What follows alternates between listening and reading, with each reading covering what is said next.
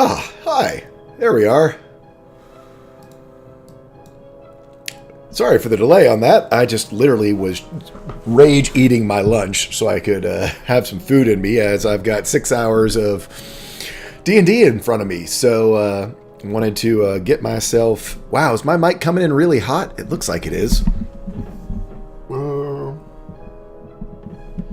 Let's see, is that better? Ah, a little better. Don't know what was going on with that. But yeah, no, it was spiking super high. Don't know why it's playing sensitive right now. But anyway, yeah, hi, welcome. Let's see. Sorry, I gotta get something to drink in me because I'm full of tortellini. Poggers, woohoo!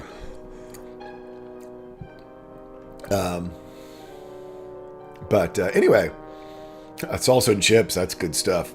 Not very stream friendly though, with all the crunching. I tried to do that before by accident, and I basically deafened all of my players and stream watchers who were using headphones. But anyway, I hope you guys are having a good day. It is a rainy Saturday here in Florida. It looks like it must be cold down in Australia. I see Kyle all wrapped up as our folks are all gathering in our green room in the back. I have yet to get my notes pulled up. Those of you who helped out with DM's desk last Sunday, I do appreciate it very muchly, because we've got a fun little session for today. That's for darn sure. Hey, Bird vs. Play with his subscription coming in. Thank you. Let's see. And yeah, no, so we've got some fun stuff. Got some new folks for our folks to meet. I'm looking forward to that. We got puzzles for them to solve. I'm looking forward to that. Maybe some combat involved. I don't know. We'll see. And yeah, so that's what's going on here. How's everyone doing out there? Hope you all are having a good day, and your Saturday is going well, or has gone well for our folks who are over in Europe. Viridian's grumpy. I can tell you, well, he is looking pretty cute and bundled up over in his screen there, so I plan on delivering for you there, Viridian. He is all bundled and cute. Is it really cold down there? Are you guys full on winter already? I was thinking we're still, well, part of a country's still in spring. I mean, Florida, it's summer already. Prax! How you doing, Prax? Good to see you. Grading. That's never fun. The bane of all teachers. Getting those last big reports and stuff all graded. Cleaning, laundry, yeah, I was doing that too. I got too many projects in the fire, but it makes me happy. I didn't even make it to the gym this morning. I was hoping to, but I was lazy instead and wrote lots of things. I've got a couple new projects that are still kind of quiet right now, but should be able to announce them soon. I am excited to announce them to you when I can. Berman de Berman. I like that. Berman de Berman. Autumn never arrived. We kind of had that with spring. We went kind of, in, again, Florida winter.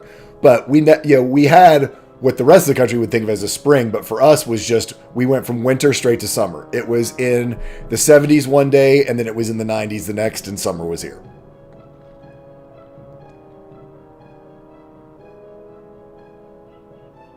Yoshi, I don't think I realized you were in... Yeah, I did know you were in Florida. I knew that, didn't I? Am I just being an old man and forgetting who's where? Probably. But anyway, we're about done with our countdown. I'm going to let our players know that we're about to flip over. About to flip over, guys. As soon as y'all are ready. Got about a minute, and I'm going to sign off over here and then see you over there. So I will see you on the flip side, folks. Let me get rid of my video capture here, and we'll see you over there. Remove. There it is. We are on a 7 cam today. Alicia, I talked to my friend. Okay, Nancy, everything's weird. No, we are on a start playing this 7 weekend. cam. Nice. What happened? Awesome. To Yes, this? we can. There we Yeah, awesome. So I'm going to get her in touch with Tanya, and they can do their. Somehow I resized incorrectly. I gave her a little background, and she's. And here we are, all of our folks live and on the interwebs, all in the wrong places, of course. But we can get them all rearranged while we do so. Look at that. Kyle in his winter wear, perfectly in the right spot. So, as the true pro streamer, we're going to let him go first. Tell us a little about yourself.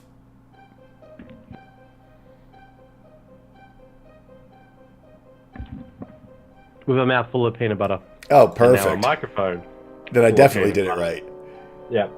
I am Dragons and Cats, and I am coming from you from all the way down underneath the world, from the future, in sunny Australia. I am playing Ishgrin, the Legend Warlock, and I am very excited for today's session. I am quite tired. I am going off 2 hours sleep. Perfect. So Iskrin's going to be full scale today. Like he's never not. It's going to be brilliant. Trust me. I've just got to go to Good Guy Pie because he looks like he is completely 100% like, I don't even know what was going on there. I think he had entered like the 5th dimension or something. He was like visiting the Frost Prince. Sorry, everyone. I'm Good Guy Pie. I kind of got emotionally broken this morning by another game entirely. So my mind is a little still scared. Oh, good thing I've got nothing planned for you for this game. I'm Good Guy Pie. I will be playing Luck Goldheart, Adventure Extraordinaire from High Mountain. It gets bird every time with this new voice. I'm still working on it, but I think it's definitely become more easier to break into naturally. Oh man. Yeah, you know, when your characters, it goes from being an old man to a young man, it gets a little bit weird on the vocal cords. Next up, let's go to Templar Warden. Hello. Now you're not muted. Templar. Yeah. Hello, I am Templar Warden. I'm going to be playing Hidden by Axel, the excitable, energetic, not a lich tabaxi wizard. And looking forward to seeing how things go, because he's not a lich. He is not a lich. Totally not a lich. Not a lich. Didn't just like get summon lesser demons. Doesn't happen to be the spell that you donated to have come up or anything. Yeah, not at all. Next up, let's go to NNG9. Hello, lovely viewers. I am NNG9. I'll be playing Luna, our water genasi monk / cleric, who's not the one hitting Iskrin still. We'll see how long that lasts.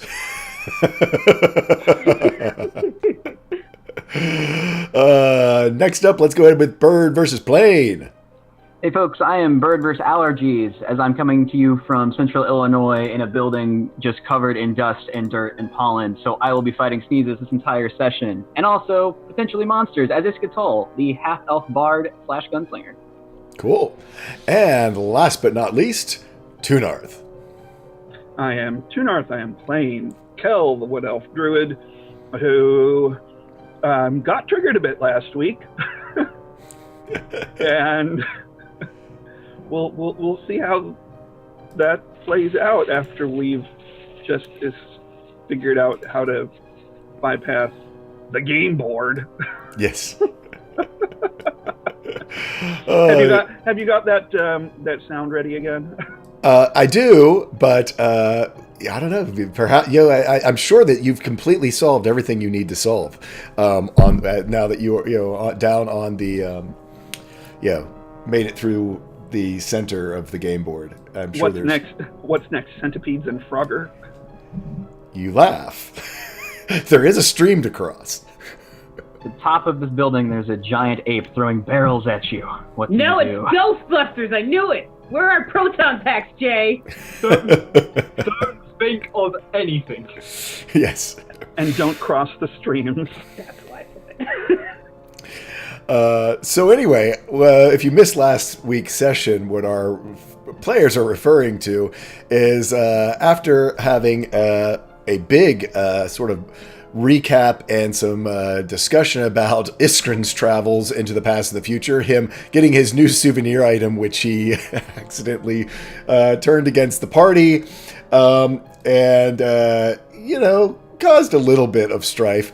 They found themselves with three choices. One, to go up a switchback set of paths that was covered in frogs that they had been warned was probably not a great idea, because having helped out some folks back in the, Blackcliff Village, they were given the tip that, it's frog season, you don't want to mess with frogs.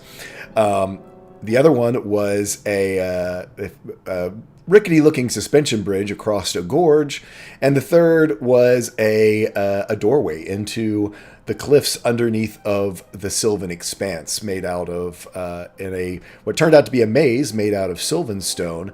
They were told to take their time, to have patience, to have a plan, and pretty much waltzed through the maze and the challenge that was filled with ghosts and different beads they had to collect and strange sounds from the 80s. But anyway, they have done that, and in front of them, a altar has opened up after placing the 7 spheres upon the altar. Simultaneously, the altar has opened up, revealing a stairway that descends down into darkness. It is a wide stairway, wide enough for you guys and your mounts to bring along. In fact, the stairs seem to be actually fairly wide, almost as though they had in mind possibly mounts or beasts of burdens along this pathway. And at that point, I'm going to just turn it over to you guys for how you all want to proceed. Actually, before we do that, I'm going to tell you a little bit about our station. We run our station here 100% for charity. This month, we are supporting the Ovarian Research Fund Alliance. And if you go down below in the doobly-doo, you can see where you can click on their banner, and that will give you a link to the donations to our page that we then at the end of the month collect and send to the Ovarian Research Cancer. If you donate through our page, you will be able to shop on our little list of different things. A couple new items are down there this month. We have a $25 level, which is to name a background NPC and choose their occupation in Falcon's Crest, because I've got to make an entire capital city.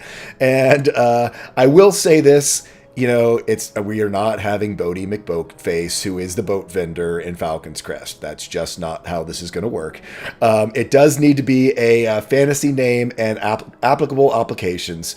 And they are going to be background players. I will make sure to fit them into the story. But for the most part, street vendors, performers, members of the court, things like that, who would be found around a large, multicultural capital city.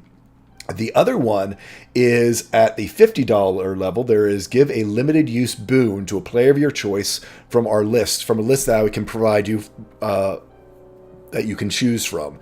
These are boons that will have a limited usage to them, but basically think of it as a feat with charges that basically that you would be able to donate and give someone a feat that would either we would put it in an item, or we would put it, or it would just be a blessing or a boon that they would be given, and we'll have a certain number of times that they're able to use it before it would run out. So that's an interesting one. Again, there will be a list for you to choose from, because there are certain ones, in order to keep it with the story, you can't just sort of choose from the entire list of feats and throw it at someone. There are certain ones for certain players. And there is a $70 donation from Tunarth. 2 nat 20s for all players, Celia included. So let's make sure to remind her that she has it. I'll update her sheet for her. Awesome.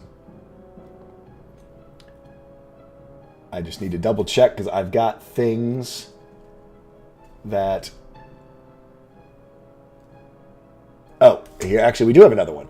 Wandering Silence. I knew I had something. Wandering Silence during the DM's... have we already done this? I don't think we've done this. Wandering Silence donated a potion for everybody. We haven't everyone wrote a potion lately, have we?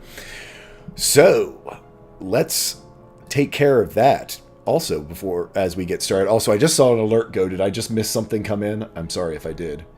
Let me check my... It might have just been an announcement. I think it was just an announcement. So, let me go to our list of magical items. Let's roll some potions. So, let's just go around the table. Let's start with Templar. Roll me a D2.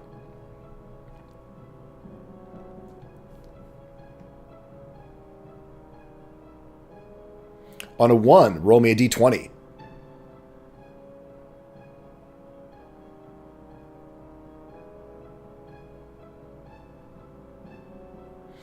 On a 1. Get those out of the way. So what we're going to do, I'm going to tell you what they are in just a moment, just so it makes sense. And y'all basically will find a bunch of potions. Iskrin, go ahead and roll me a D2.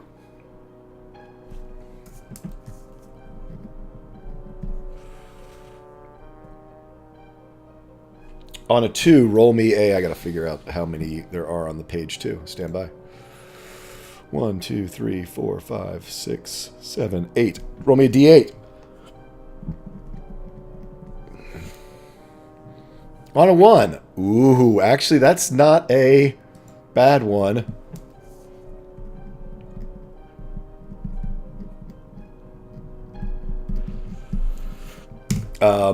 Go ahead, Bird. Roll me a D2.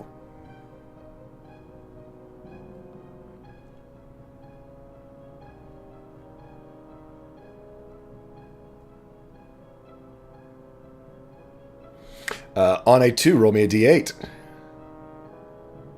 On a 3. Interesting. Luna, go ahead and roll me a D2.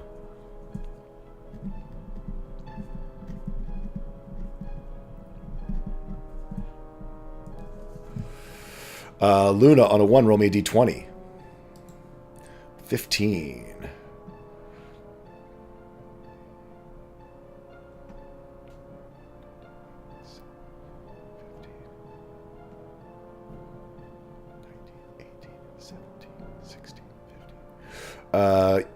Go ahead and roll me a 1, 2, 3, 4, 5, 6. Roll me a D6.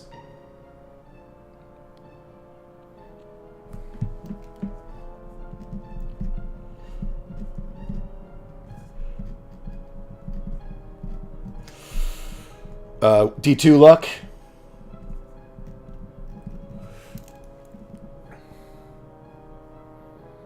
On a 1, roll me a D20. 17. 19, 18, 17. Roll me a D4.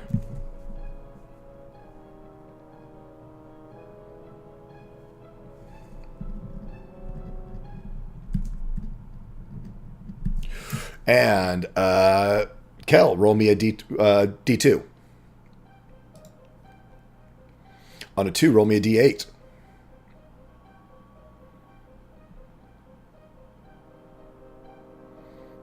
Wow, another one of those. Okay.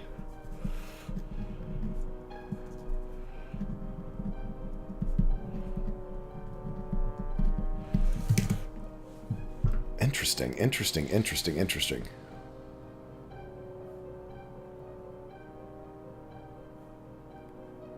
Huh, okay. With that, I think that's... Are you going to have Celia roll hers when she's actually here next week? Tell you what, let's go ahead and roll it so that it would make sense that she finds it here. So go ahead and roll her the D2. Sure. I mean, it's all random anyway. And roll me a D8. On a 3. Wow, we've got doubles of couple potions this time. No, we did not. Did we get that one last time? We did. Yep.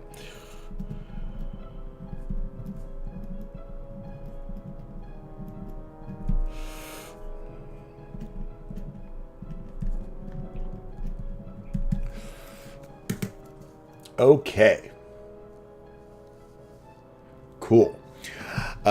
So, you guys have a stairwell in front of you that descends down into darkness. I believe at this point you still do have your Lantern of Revealing open, or Lantern of True Sight? True Sight, right? Well, I had cast Dark Vision on Luck, so he has that going on too. Yeah, but I mean, I know he had opened it because of the ghosts. Yeah. Yeah. Drift Globe's still illuminating light as well. Yeah, Lantern of Revealing. I have a feeling this is not a stairway to heaven. Maybe we're on the highway to hell? I need to have like pop culture songs just ready to go, other than the fact that I would totally I'd lose all my audio when they go live. Yeah, that's true. Darn you, audio people. Darn you. Licensing and all that stuff. Darn you, licensing. Darn you. So, what do you guys want to do? Go down the stairs? Go down. Could I get a marching order, please? Luck, do you want to take kind of a forefront here with the lantern? If that's what we used to reveal some stuff earlier?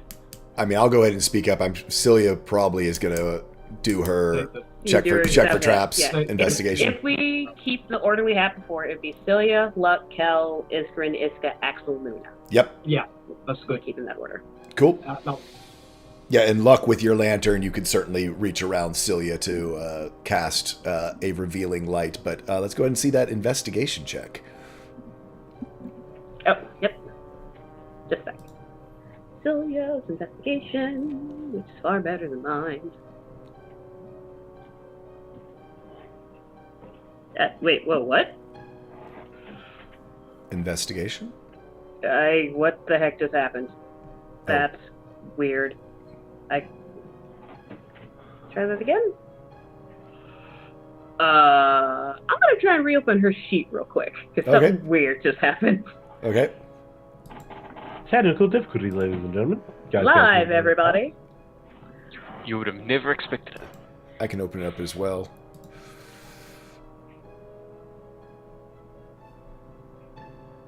I don't know why it's not doing that. Is it I not keep giving me like a syntax error and no attribute was found. I don't know why. Huh. Let me give it a try. See what happens. Yeah, I have access to it too, and it's not working. Rolled for me, but it could be because I don't know. Anyway, she gets a 20 on her investigation. Celia reports. She goes a little bit ahead and reports back that it doesn't seem to be trapped in any way. I mean, it's a straight staircase that leads down into darkness beyond sort of the length of her dark vision. It's not a terribly steep staircase, as I was saying before, but it is pretty much perfectly straight. And just in relation to the map you you were using, would be going what would be to the east.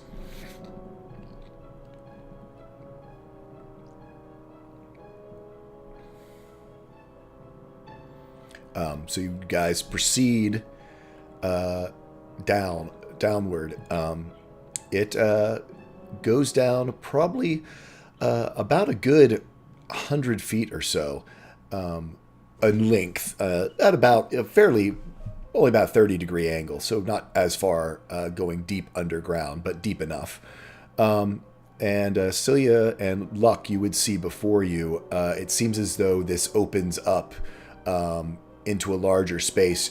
From where you are on the stairs, it just is sort of a black portal. There doesn't seem to be a light reflecting back from anything beyond the last step that you're able to see on this straight staircase.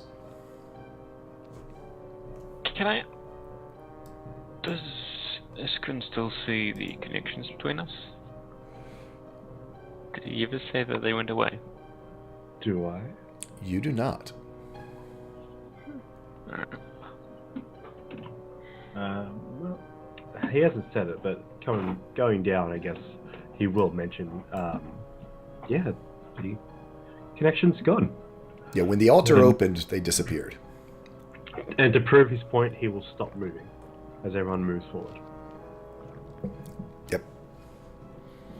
So the people behind Iskrin, so Iska, Axel, Luna, you all of a sudden stop moving because, I mean, it's wide enough to go around them, but you have your mounts. So it is, it's kind of like stopping a truck in the middle of a caravan. Point taken. All right, let's not fall too far behind. Yeah. It's when you just get slid back forward again, like there's just a little ISMB like Yeah. back forward. Little poke with the quarterstaff. How Luck and Celia, what do you guys want to do, seeing the sort of end of this staircase and sort of a opening into darkness? Now, Celia does have dark vision, or no? Well, She and Luck does. has lantern out anyway. Yeah, So. I mean, you do see that there's a floor, and it's the bottom of the staircase, and it's a floor, so it enters into, but as that light spreads out from this stairwell, it just sort of fades into darkness, and even your dark vision can't penetrate deep enough to see a far wall. So it just seems to keep going.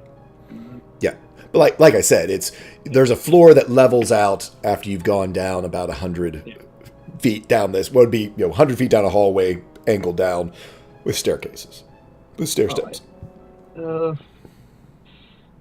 I wonder how far this can go. So I'm going to pull out my hand crossbow, load a bolt in, and sort of just aim it off into the darkness and shoot it off to see if I hear it. If it clatters to the ground, we know it's more than 120 feet. If it doesn't, then and hits something, we can guess there's improvement in fire. Do me a perception check. All right. 18. On an 18, you shoot off, and it goes shooting out the end of the hallway and across. And with that 18, I'll say that you hear it clatter at the far end, hit something and clatter, but it was all but right at the end of the range of your hand crossbow. All right. It seems that this goes a bit further, quite far out, this area. So there's probably a lot lurking in the darkness knowing this place. Then we'd best be on our guard. There's nothing else we can do. Okay. Luck and Luna, so you guys are going to sort of enter into the room cautiously? Luck and Celia, yes. Luck, Celia, sorry. She was. I know, yeah, I realized. It's the problem is I looked at Day, your name clear there. Day. So, you guys step out. Between the lantern, as Luck sort of swings it around, and dark vision, as well as the light of the lantern, which doesn't actually get quite as, it's only about a 30-foot light that it puts out, but then with your other additional dark vision, you find yourself in a round room. It does, from where you're standing, just cautiously going in about 5 or 10 feet. Big curved walls that sort of go off and again disappear into the range of your dark vision to either sides. It's by just sort of a thought. I mean, I'll actually go ahead and give me both of you an investigation check, both Luck and Luna. When they moved into the room, I moved down to the bottom of the steps, and I wanted to look off to the sides to see. But you just said it's round. Yep, it's definitely a curved walls that go away from you. If you'd like to go into a survival, this would fit in with that type of a thing as well. Okay. You're not able to roll for Celia, so let me roll that up. Sorry. Yeah, I don't know what the deal is. That's so weird. It could be possible that it's because Jay's in it. Yeah. I don't think that's it though. But whatever. And I've done it, but I usually have hers open. But whatever. Yeah, we'll figure it out. Yeah. We can make it work. Make it work.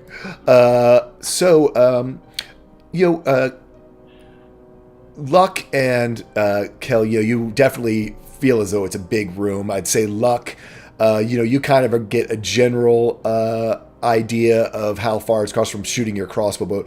But Celia, though, can sort of whispers out, it's probably about 80 to 100 feet across just by the curve of these walls if it stays consistent all the way around. You do look down, and on her investigation of 22, about what would be about 10 to 15 feet in, the floor changes texture. It seems as though there is a large center area that is circular as well, but it is made out of a different material. It's almost like ceramic or glazed pottery. Looks very smooth, and certainly Luck and Kel and Celia, the way the lantern light reflects off of it, it's definitely not floor material you're used to. It's much more like you're looking at glazed pottery. Smooth, doesn't seem to be marked on her investigation check. That's about all you can gather from just here 10 feet within the room.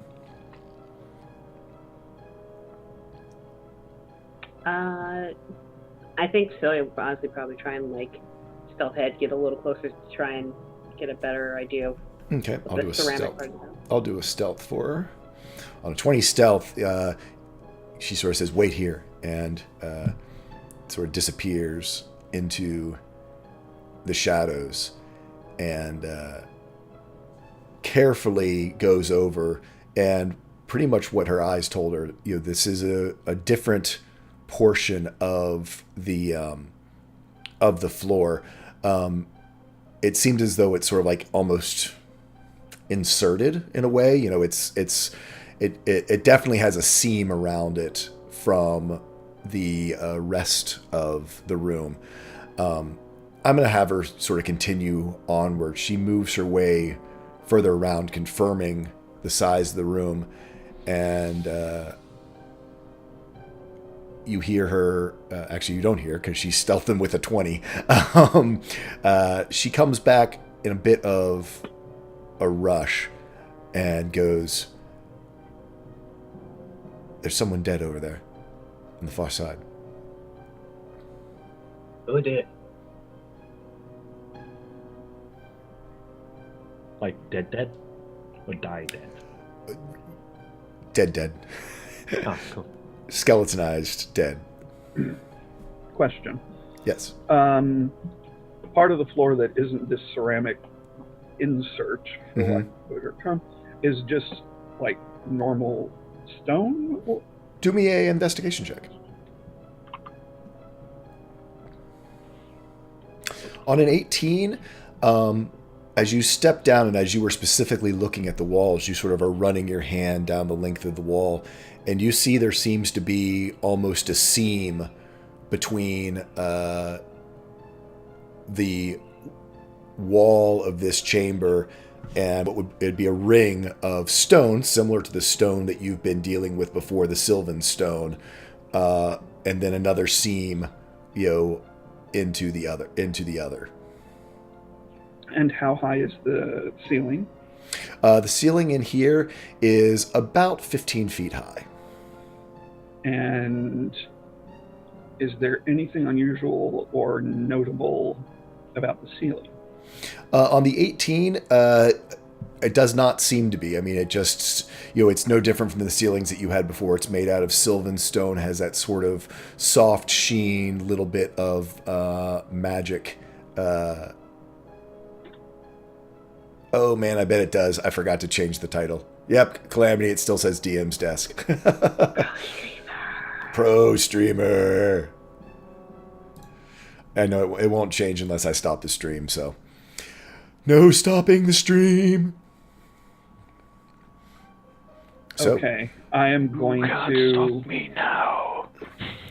Such a good time. I'm going to mention my observation to Luck and Celia and draw their attention to the fact that this appears to be, the floor appears to be not attached to the walls. Ooh. Is it going to drop beneath us or something? I don't know. Maybe if it drops, maybe it could rise.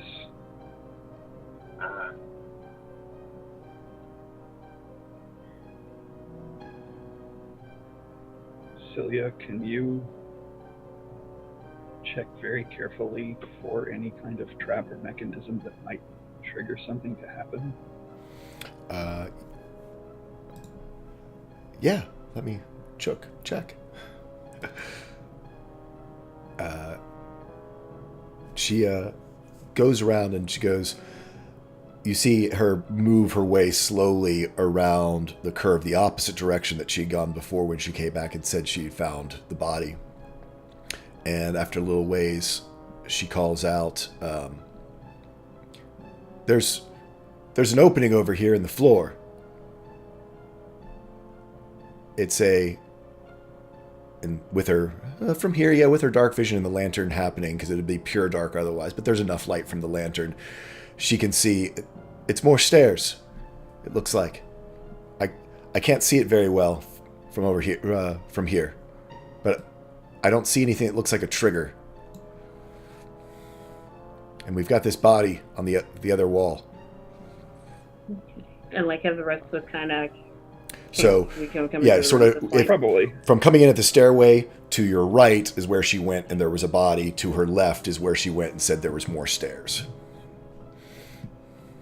Okay, I am going to follow along the wall carefully, moving very carefully towards the left, towards where Celia is now, by the opening that has stairs in it. Okay.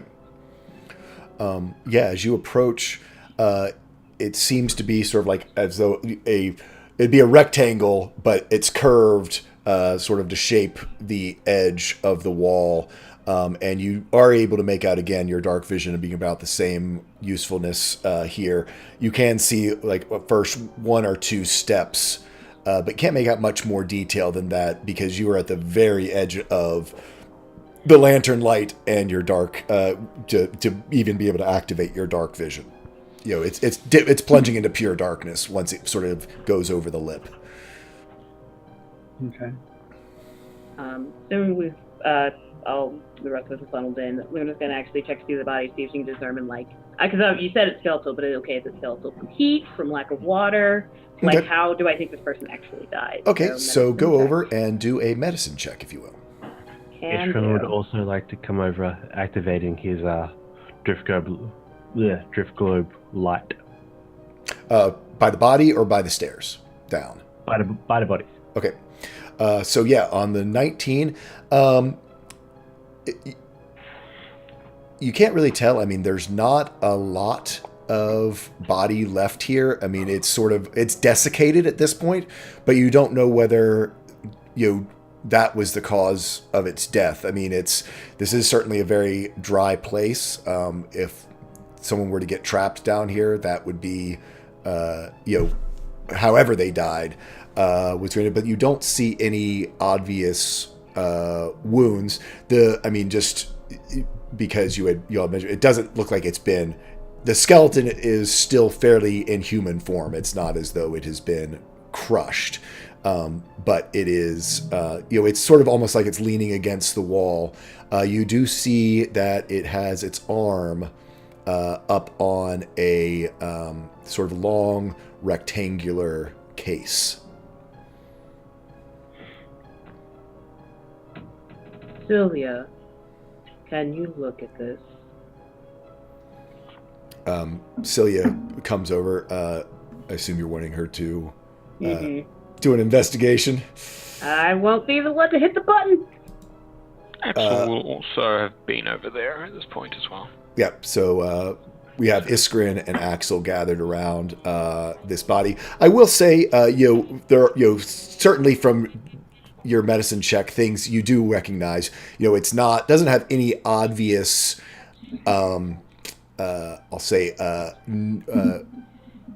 it's not a tabaxi, it's not a tiefling. It's in the human elven, half elf sort of range of size and dimension.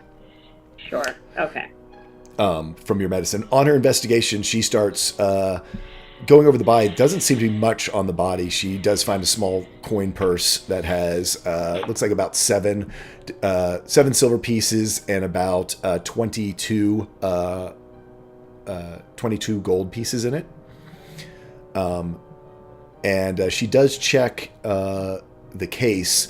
It is it's made out of sort of more like hardened leather. It's not wood or anything along those lines. It does almost suitcase-like in its construction, other than that it's sort of longer than you would normally think of as sort of like, it's bigger than an overhead bag, but it's also not like a giant, go on holiday for 3 weeks type idea. It's sort of more longer and thinner, more special, must be built, specialty for something.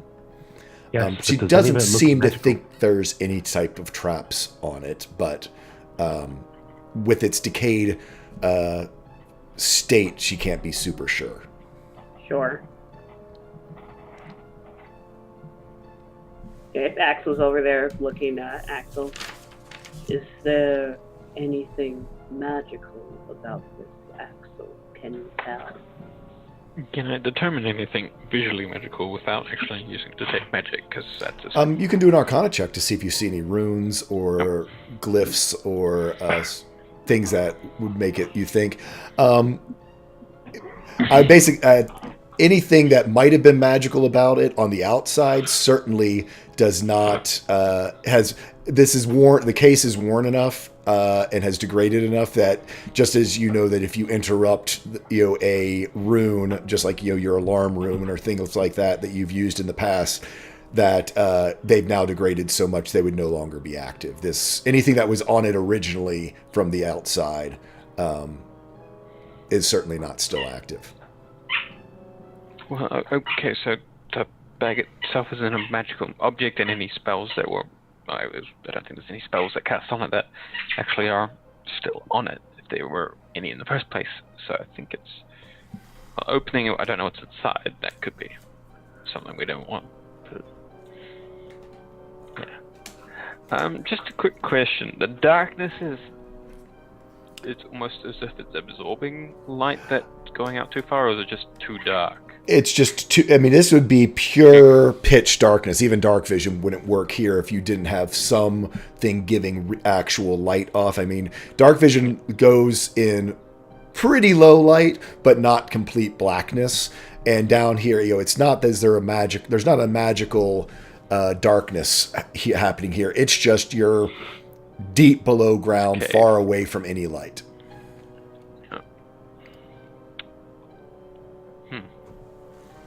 Do you see any magic around this?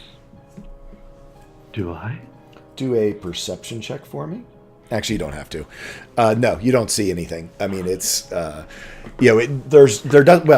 you don't see anything that concerns you. Let me put it that way. Nothing really to be concerned of. A few small traces, but residual. Nothing, really. Yeah, what you do notice, because I'm trying to remember how your vision really works, is that it's like detect magic on demand. So there actually is a high concentration of magic from inside of it, but it does not seem as though it doesn't concern you, other than the fact that it contains magic items. Oh, at that, I throw an arm out to Axel's chest. I say, Axel, the case is fine, but inside, there's something inside.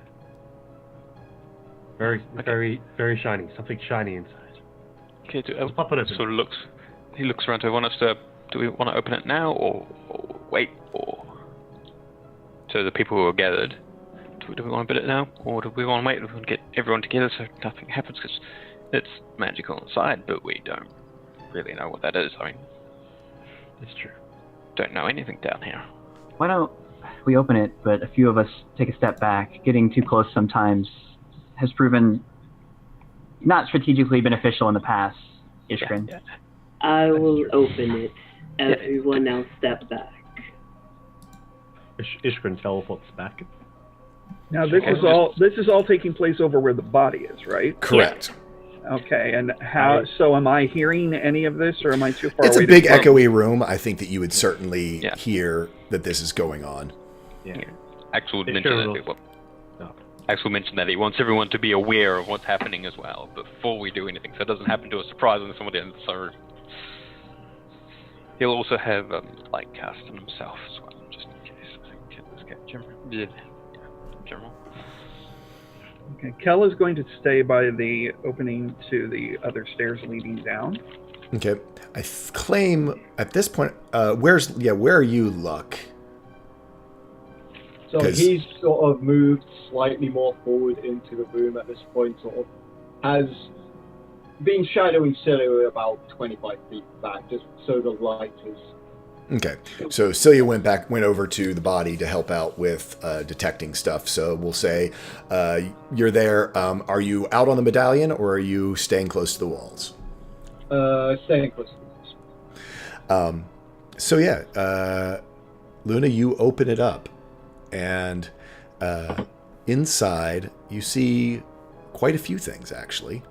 You see what looks like 7 potions, a case that you would be familiar with from a scroll case, and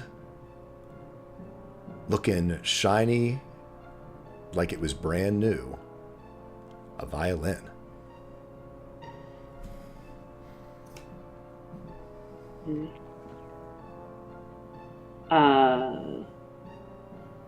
These, nothing seems to be harmful, and some of these things will be of great interest to some of you. And on that one, she's going to actually hold up the violin so Iska can see. Like, eyes wide, and cautiously will approach, just examining it. It is beautiful. It is crafted like a violin that you've only seen the masters back in the bard schools of Highmount would have anything even close to this. And, Are we talking like an Amati or a Stradivarius? Like Stradivarius. Except it's interesting where a Stradivarius, is sort of, known materials. It seems as though help me, Tunarth, with the name, the neck, the neck, the whole, not the belly, I think it's called the neck, seems to be made of polished sylvan stone.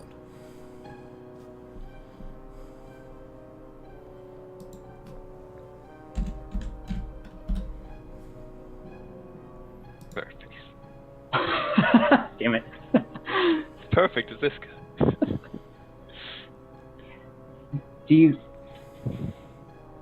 Does he think it's safe to keep? I think this is meant for you. She'll reach out and take it. Stranger fates have happened. As you touch it, Oh god, good. Here we go.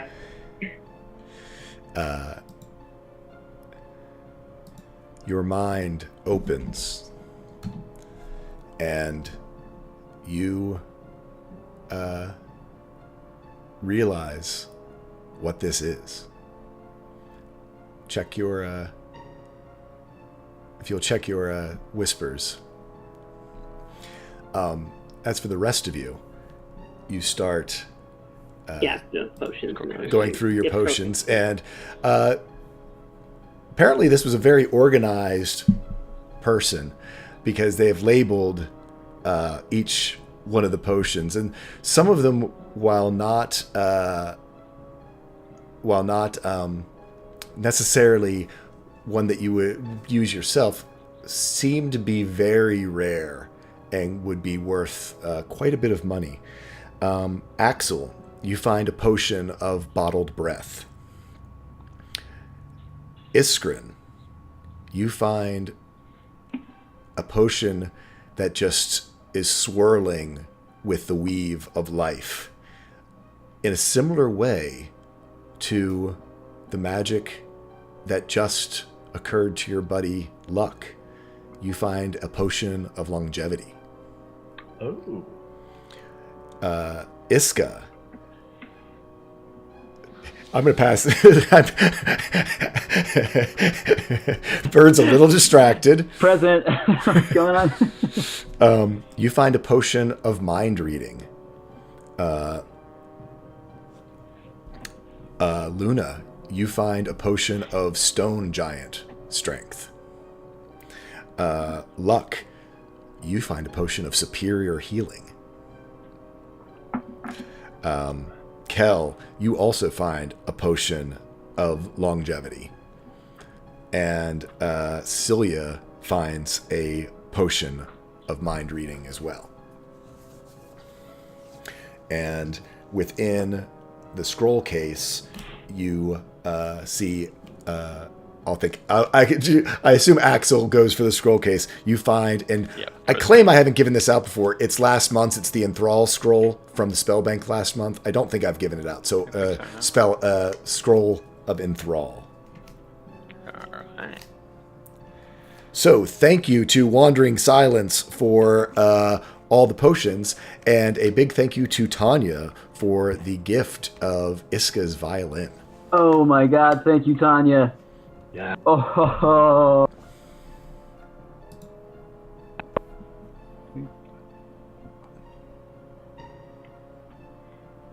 I'll make you a handout. It is. I actually will also link you what it is, so you can just, if you want to use D&D Beyond, to look it up. Awesome. Thank you so much.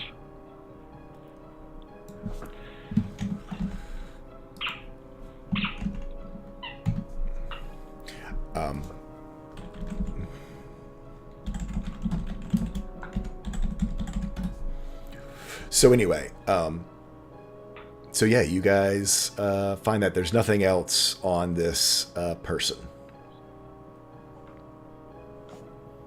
Then I guess to the stairs. Okay. The other staircase. Yeah. I actually didn't specifically ask Kel. When you heard Iska's gasp, did you come over and get your potion, or someone can hand it to you, bring it over, and I'm not going to. I had not planned on moving from the staircase just in case anything happened. okay. And something came up, so we wouldn't get caught by surprise by anything. Ishka At will all. come over to Kel with the drift globe floating next to him and holding his potion and Kel's potion, and offer up Kel's potion as well. Because we both got potions of longevity. Cool. And he puts it out and goes, might seem a little pointless for elves, but still. Yes, it does seem pointless. Yeah. And I am going to give my potion of longevity to Axel. So, okay, oh, well, we've got others. I'll put them with those in the bag. And No, Trish I put it in the want. bag fold? No, Kel's going to make a point of saying, I want you to have this. Not the party. You. Good. Okay. And he Good also idea. slip onto his. You muted yourself. Yeah, you just muted before you finish your sentence. He'll put it onto this bandolier. There you go. Cool. That's a good point. Ishka will go. Luna, they are looking for an elderly water genasi. Would you like this? Luna will take it with no hesitation. Why am I concerned? There's nothing to be concerned about. This is fine. It just means she'll be around to torment you that much more. True. True. Yeah, he's in. He's down. Okay. So as the light approaches the stairs, you guys, Celia's and everyone who has, actually I think everyone has dark vision happening for them right now. So as you sort of look down, you can see these stairs going into darkness, and you notice it's sort of below you. You can look through this gap before heading down the staircase. You see the stairs seem to be sort of individual, slightly wedge-shaped slabs of stone that stick straight out from the wall. Again, you see the sort of same curve that you saw, matching the curve of the room that you're in right now. And it disappears into darkness. This is a sort of spiral staircase, but it's not like there's a center column. It is just open. And so if you sort of look sort of out towards what would be underneath of this large ceramic sort of medallion piece insert, you just see darkness. It is just open, and as far as you can see down almost 60 feet, the length of your dark vision, you just see these individual sort of wedge-shaped slabs of stone about 10 feet wide or 10 feet long sticking out from the walls of the room. I'm going to have Celia go ahead and do her investigation, because I'm sure that's what you all were going to ask me to do next.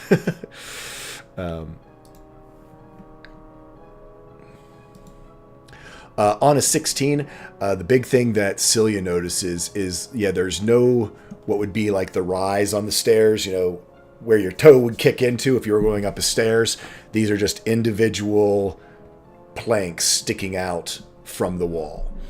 And then there's no guardrail or anything on the other side. It's just open to air. As we descend, I would like to... Are you all going down the stairs? What? Are you going? I thought we were... I was having you were investigating them before heading down them. Okay, sorry. Yeah. Anyway, I mean, if you all want to get the same marching order... As I'm looking down at them then, I just want to compare these to the room that we're in. Does it look like these stairs are curving down outside the circumference of the floor of the room we're currently in, so that these risers that are sticking out from the wall do not go further? Because I'm thinking, if this... Gotcha. Yes. If it raises and lowers, is there clearance so that this would be around the outside of...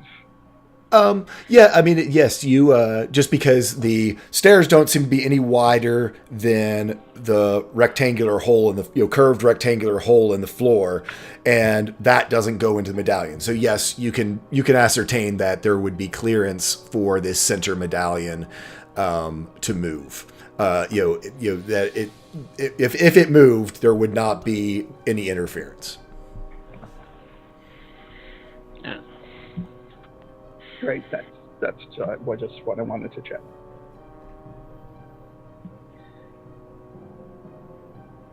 So we're all standing around, just silently looking down this dark... I mean, Celia has made her investigation, told you what she's found. She says she doesn't see any type of traps or anything. But they are certainly interesting-looking stairs. I send the drift globe floating down the stairs. As you send it floating down, let's have everyone do a perception check just to see what they see as the drift globe floats sort of down the stairs. Aha!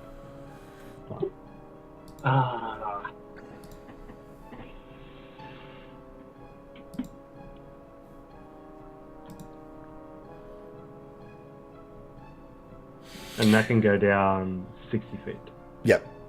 So as it drifts down, most of you see same things that Celia did. I will say all of you, certainly everyone above a 20, and Axel, just because he would be somewhat attuned to things like this. The walls are covered with intricate carvings. You don't recognize them from your studies, but the walls of this silo seem to be carved with, inscribed in some way with just dense carvings in them. If we like focus on them and look at them, are they images? Are they potentially words and languages we don't know currently or anything? Or are they just carvings? They're very geometric, obviously with a purpose to them. Lots of parallel lines, shapes, terminating in small circles, crossing each other. They are... Iska, do me a history check at disadvantage. Are they magical? You do not see magic emanating from them. On a 6, it's driving you nuts, Iska. You've seen something like this somewhere. Somewhere.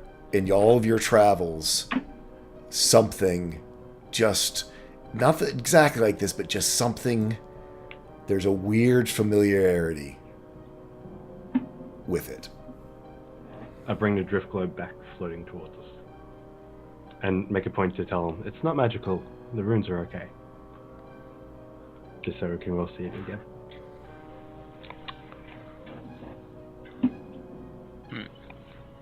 I think it's some sort of, something. I mean, it could be decorative, but it doesn't. I'm wondering if it's like some sort of old magic circle or inscription for magic. But don't know, can't really figure it out if that's how it works. It's not something I've learned. Could it be an old story? I mean, it could be writing. Could I determine if it looks like some sort of writing? Do me an intelligence check. Yeah.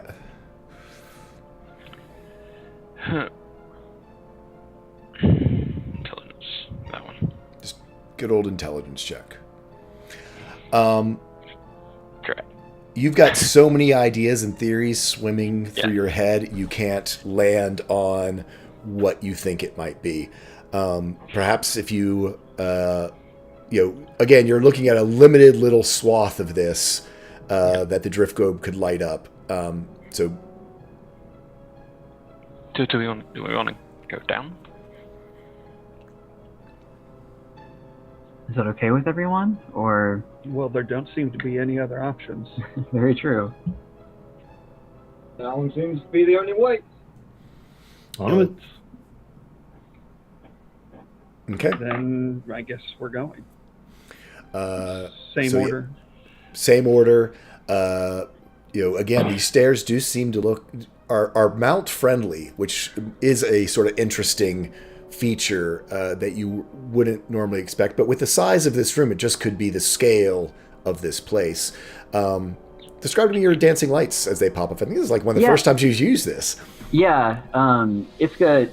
I think with that same idea that Axel, I think it's going through his head, that he's only seeing a part of this. She puts the old violin delicately back in its case and tries to play the new one.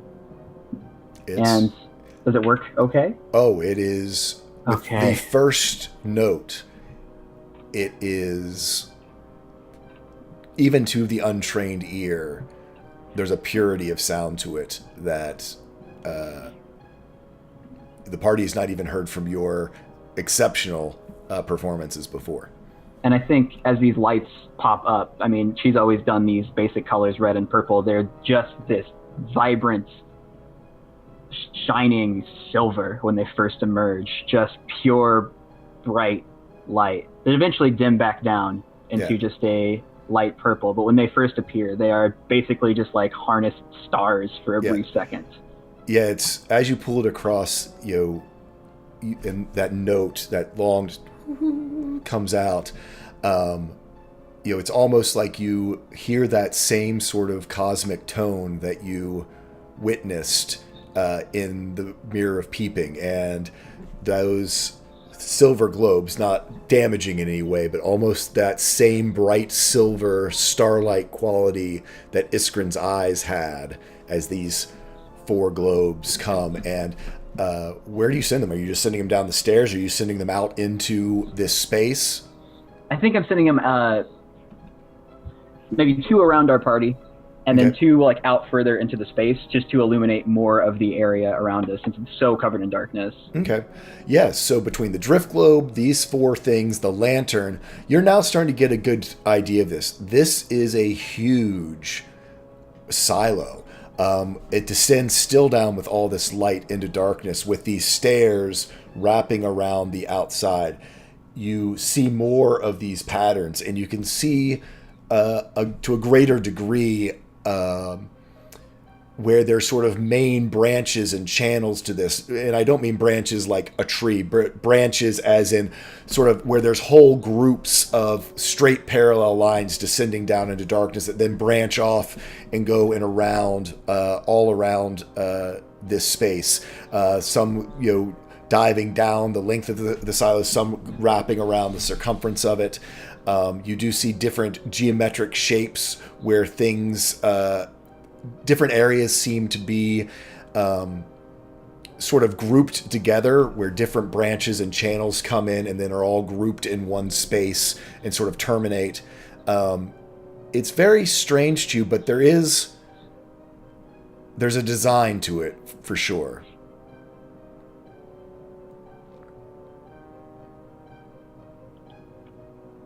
Is there anything that pops in my head with more of or same thing with Axel, with more of this revealed? Let me get let all 3 of you all go ahead and do me Arcana checks.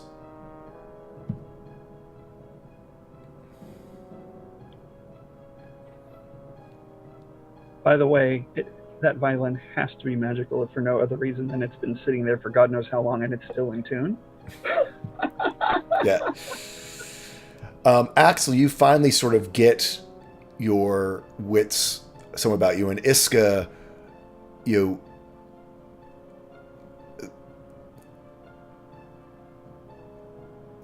it's because of your new instrument, you make the statement, it's almost like the strings on an instrument.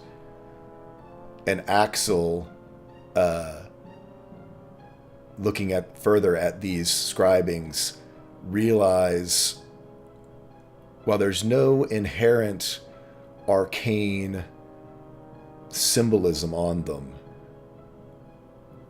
they follow the mathematical proportions of magical glyphs.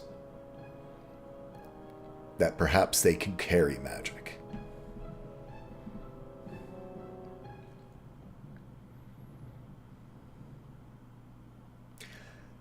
Do me another history check, Iska. Not at disadvantage this time. Nat 20. I got him. I'm using them. You see all symbols like this carved in the sides of Bati's hair. I knew it. I knew this was a Qualverini. Okay, great. Under her breath, Iska whispers the name Bati, and then kind of shakes it off and says, these are designs from Qualverine. Cool. That was the city that was sort of super, like really, like super crafty. To say the least, yeah. Art and all its beauty and horror. The masters go there. Magic. This is some sort of channels and roots and sort of all the mathematical shapes. This is some giant spell, ritual. Just waiting for probably the right casting to activate it, or as if it was just like some, one of the things I draw on the ground when I needed it. Or yeah. What it activates, we have no idea. It could be something of immense joy and wonder, or something of immense destruction. I mean, yeah, it was fantastic, but yeah, don't really want to. Don't fiddle with unusual and non-magic without at least taking precautions. At that note, Ishrin thinks to himself, what would this need to activate? Boy. He's not touching anything, he's thinking. That's even worse. When Cal hears this, he hasn't done this in a while, but he's going to attempt to activate his lay sight that he's developing and see if there's anything in here. Interesting. Do me a perception check.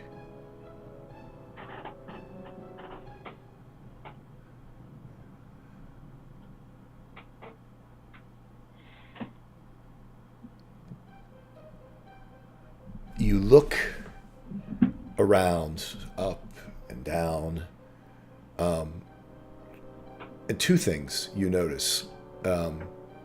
As you look up, where you see the bottom side of that medallion, and it did go completely through the floor. The patterns continue in a radial fashion, and then sort of around a center circle at the very top. And as you sort of spot that, you can look down. And even though it's pure darkness, your lay sight, as you tune into it, it's almost as like the darkness fades for you and you see a bright point of lay light. What would be at the center of the room, far below, probably 100, 200 feet below you. Because What color is it? It is sort of yellow, almost an amber color. It is not a color you've seen before. Oh, you anticipated the next question. Yeah. Of the ley lines. Can I, from this distance advantage, do I see anything connecting into it, or does it just seem to be? Because it's not a line; it's a point. It's a point, which you have also not seen before. Oh.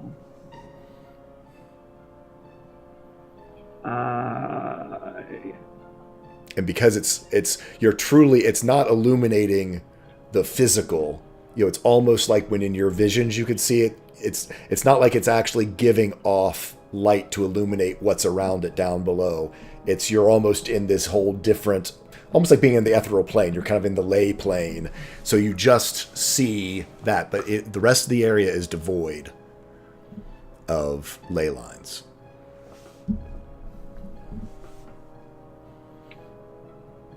Iskrin is the only one I've really talked about this with in depth, and he's right behind me. Yep. So, looking at the wall. Iskrin. Can you look down? Can you see that? I look down over the edge. Do I see?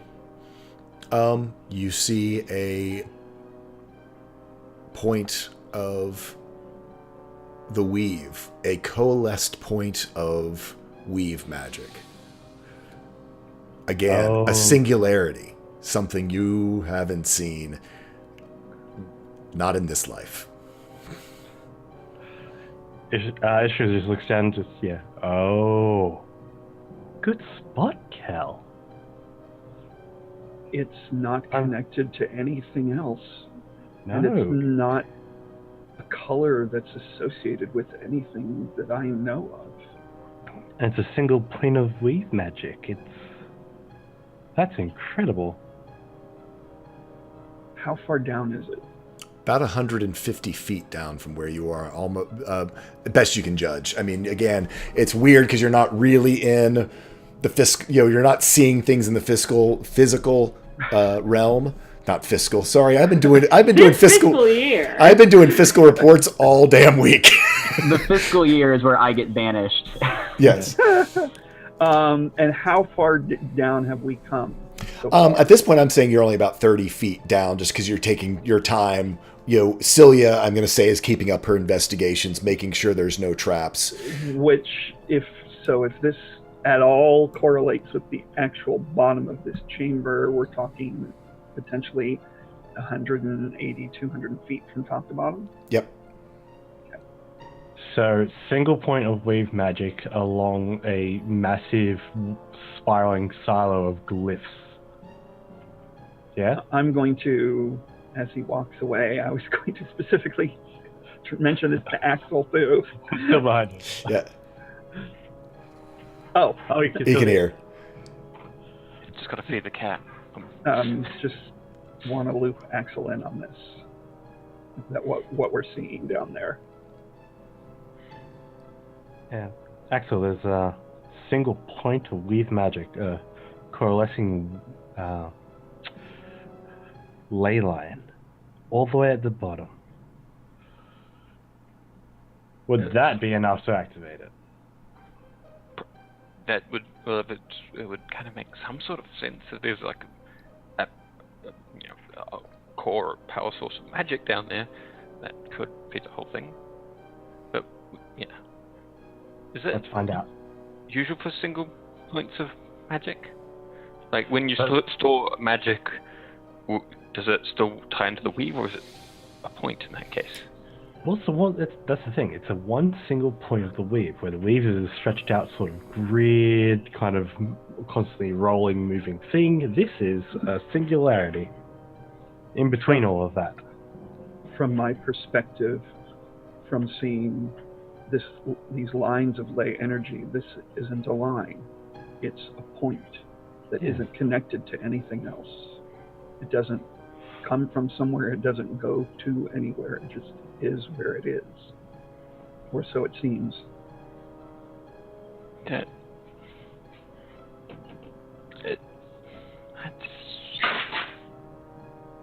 I don't know much about that and what it could mean, but I mean it certainly could. If it's connected into a line, it could fill it up. I suppose it could be used as a power source.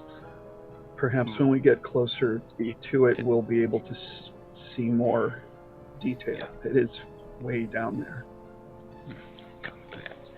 It's kind of a little bit distracting. The walls. I mean, and looking at this, and I still have no idea. It's just too much. Question: the lines of this circuit diagram, for lack of a better term, do they go around the steps we're going down, or do they sort of run through them or over them? They do me an investigation check. As Axel gets curious. I actually was going to give you advantage, so either way, you sort of start examining them around them. They're completely smooth, and then you look out at the very end of them, and you can see that the pattern continues across the end of the stair. So the part of the stair that would be towards the inside would match into what is on the walls. Would it theoretically match into what's on the bottom of the ring, of the medallion? Could I determine that? As if it was moving down, would it line up as it went past the stairs, or is this a case of it might slide into the wall? I mean, the pattern would be completed if the stairs slid into the wall. Okay, yeah. Alright. Makes sense. Huh.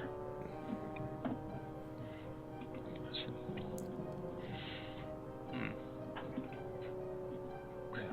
Let's go down and see, shall we?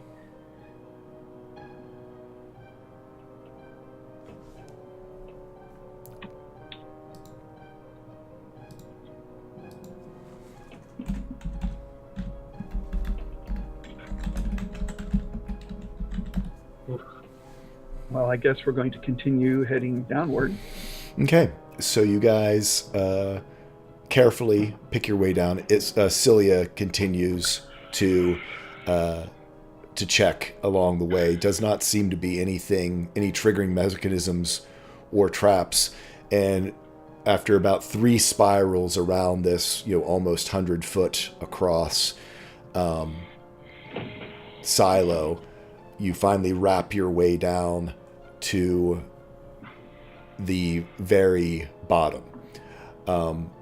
Again, you find almost identical to upstairs, a ring of stone around the outer edge, a medallion, but on this case, the medallion of the floor does have all of these radial lines coming out of it, connecting into this stone ring and up the walls. And because all of you are looking and are very curious about this, in the very center, you see what looks like an amber sphere, about small beach ball sized, made out of amber, and sitting there in the center of the medallion. Go ahead and do me an investigation check to get more details about the room. This bottom. Kel's really interested. Actually, I need to do a Cilia.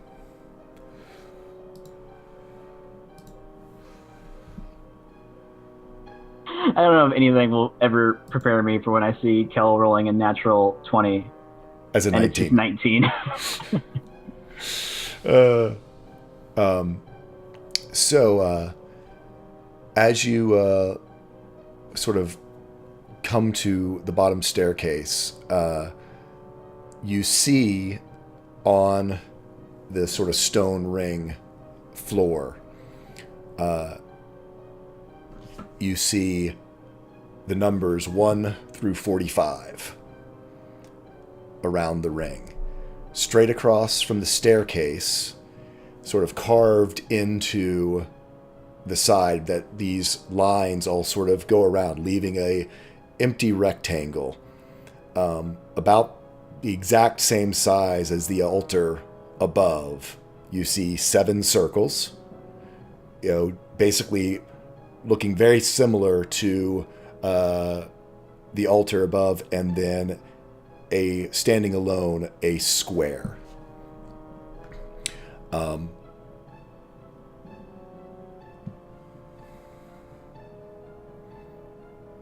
so just to repeat, there's 1 through 45 around this room. Yep, on the floor.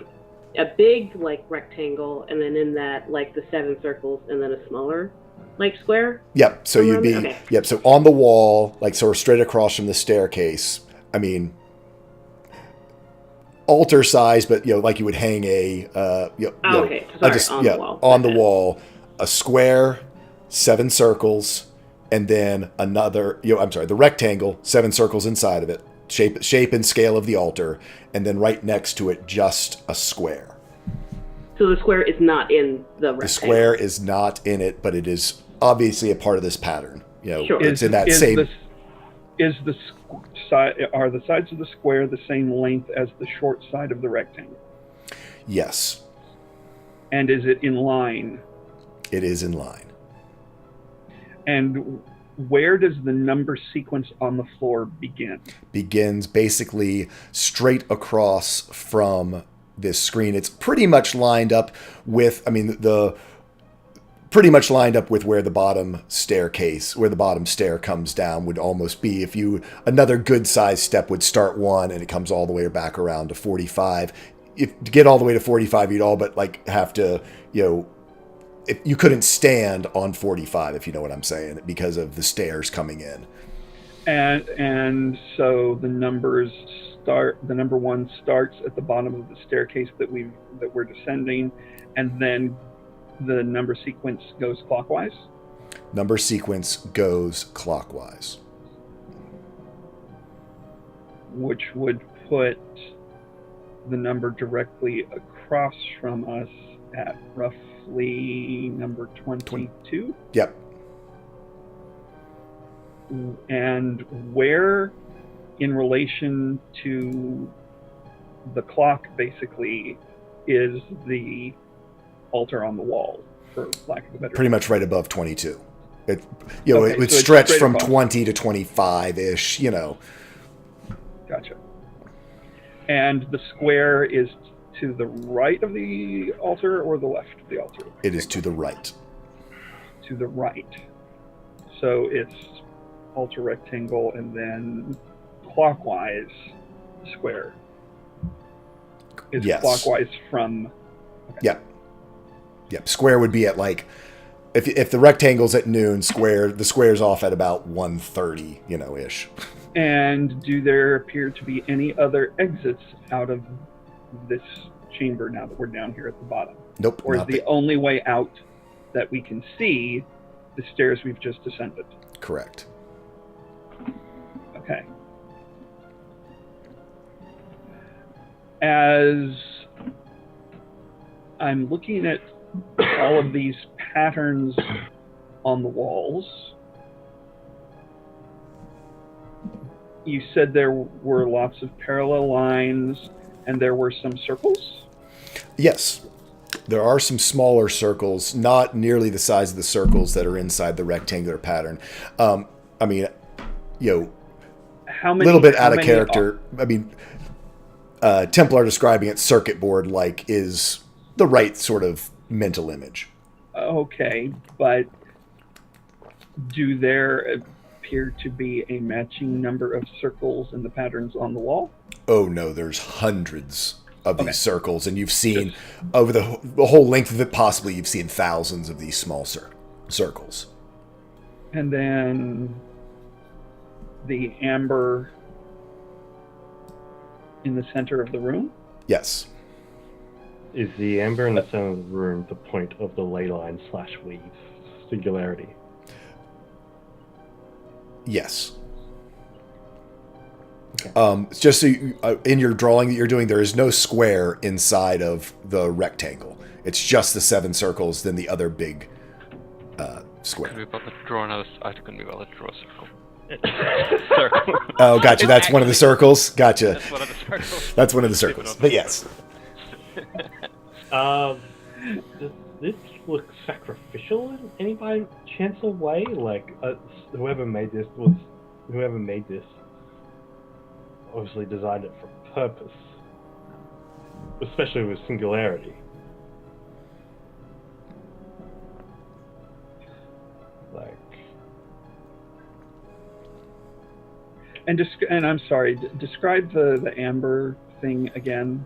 What it None of looks you've gotten like. super close to it other than seeing that it does seem to be amber in color. You and Iskrin are seeing light from it. No one else, and again, you're seeing light when you overlap your vision, but everyone else, you're just seeing it from the outside. It just sort of looks like a Dragon Ball. And you're saying that the floor of this chamber matches the floor of the one we were in with as far as material composition. Correct.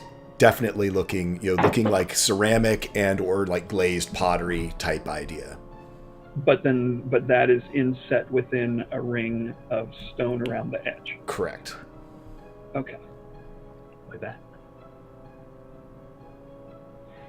So, remembering the globes that we had to collect in the rooms above, I want to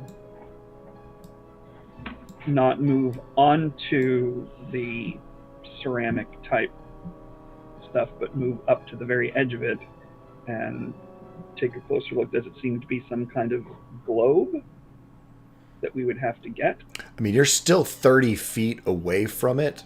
to look there. It seems very. I mean, give me a. No, never mind. You had to 20 before. It seems very much embedded into this material. It does not seem like the orbs that you got before. That sort of, there's always a little bit of variance where you can see that something is setting in a pocket or an indentation. Yeah, no. Yeah, whenever you need to run, Bird, go ahead. Okay, I should probably sign off now, actually. Okay. And just in time, because I made a joke about being banished to the physical realm, and now there's a numbers puzzle, and my head already hurts. So, I wish everyone the best of luck. Yeah. We will see you next time. Later. My bad. Let me get folks where they belong. I would like to send my drift globe floating down to the center of the room. Okay, yeah, no, you can send it over, and give me a, from this distance, if no one's going out on the ceramic, give me a perception check as the globe gets there and really starts to illuminate this amber sphere.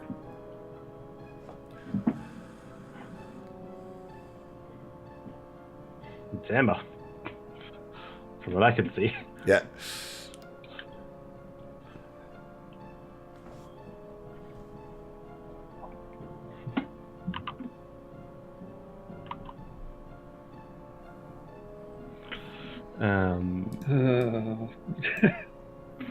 The perceptions are not. What about Cilia? What's Cilia doing? Let's see what Cilia is doing. Sorry. Help us, Cilia. Make up our minds. And actually, I should pull up Iska's as well. Ishka as well. Let me see if I can roll Iska, if it's just a Cilia thing.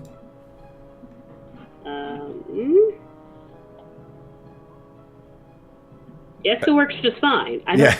Don't know. It's weird. I mean, it's under mine, but that was a fifth. Yeah. Cilia actually sort of grabs Axel as the drift globe sort of moves to the far side of it, and light does penetrate through. You can. It is somewhat translucent, and she points out to Axel. Are those runes, or glyphs, arcane symbols on that? And as you look closer, Axel, you can see as the light passes through, there are thousands of arcane symbols, and it's almost as though they're three-dimensionally layered all the way down into it. I mean, from here it's just a jumble, but you're able to just, because of your eye and your lore master knowledge, you're able to at least distinguish, even though to try to read them, it's like having 1,000 layers of transparent, like a book with transparent pages is almost what you're looking at. You're muted. Yeah, that's why I muted myself. Can you hear me? Yep. That's fascinating, and well, I mean, it takes a lot of effort to do that. Yeah, that's magical runes inside of it, and then there's all the stuff up the wall. Can I determine if those lines 1 to 45 seem to correlate with a line going up the wall? They don't seem to. Okay. It seems as though they are somewhat independent of you, and that's the interesting part. Since you asked, it's as though lines coming out of a medallion perhaps maybe dive under this ring of stone that you're standing on with the numbers, to then connect in at the wall. So it almost looks like there is a break somehow there. But if I would compare it, say there's a number and there's the wall behind it, is there a line on the wall? Not necessarily. In some cases there is. Sometimes it's groups of lines. Yep. Sometimes it is nothing.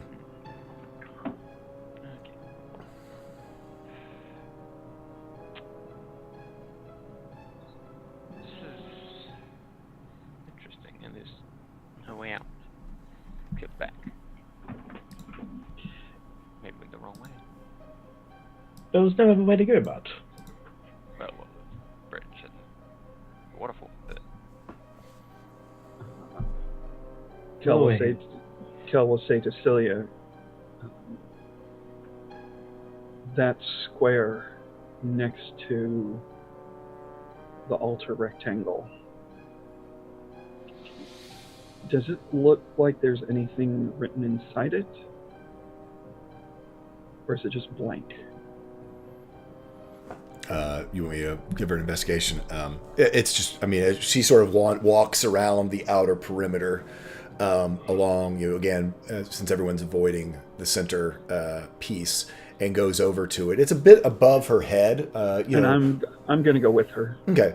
So as you get over there, no, it does not seem to have any sort of writing or anything into it. It's just a square.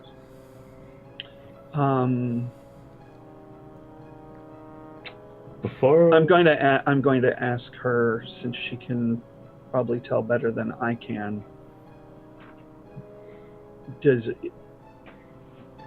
this square to seem like it might be a trigger mechanism of some sort? She'll do an investigation for traps.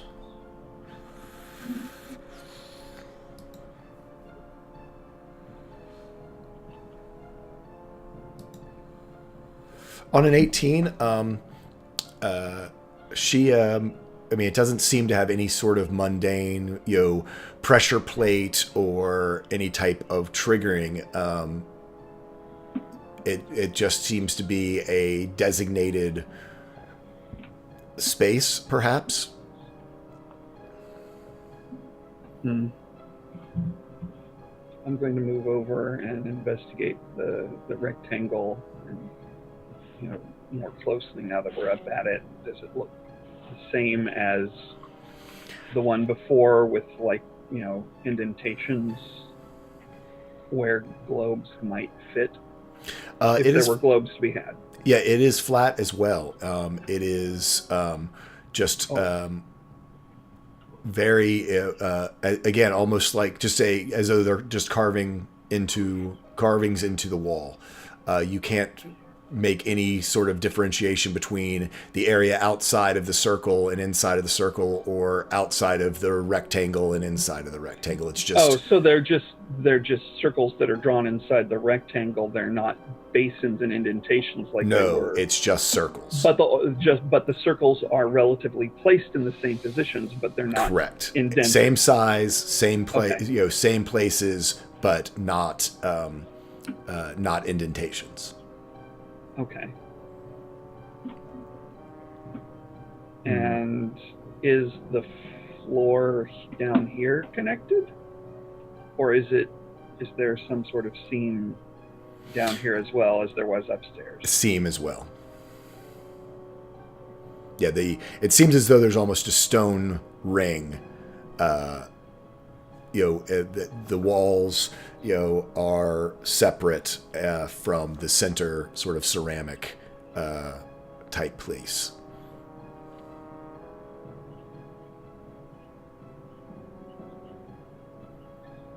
And is there any kind of dust or debris down here, or is it still... It is amazingly clean down here compared to some of the dust that you found up above.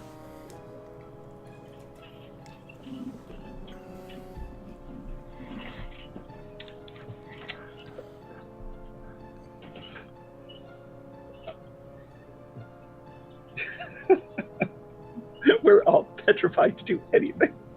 Oh, I'm not. But this is the arcane magic people thing. So Luna's not doing anything. I already have an idea, but Luna wouldn't do anything. Well, but as a player, I mean, this is a player puzzle, so you're welcome to chime in as a player. But it does absolutely nothing in character, so it doesn't matter. Yeah. So she's got a point. just remind me real quick, the 7 circles, are they big enough for us to stand in, or are they actually just little ball basins? I kind of got confused then. No, it's up on the wall. There is... it's up on the wall. It's on the wall. Yeah. It's circles in a rectangle drawn on a wall. Correct. Yeah. and then an extra square. An extra square. Cool. Ishkun's going to go over to the amber for singularity. Okay. Of course, bring Axel along with him. You know, Axel's going to ask permission of everyone before he did it. Ishkun. Yeah, but he'll sort of... There's a singularity. Well, there's The man on a mission. So, I'm just wondering if this is some sort of control device to activate this, which would align with those. And if that's aligned with the thing upstairs, there were 45 rooms.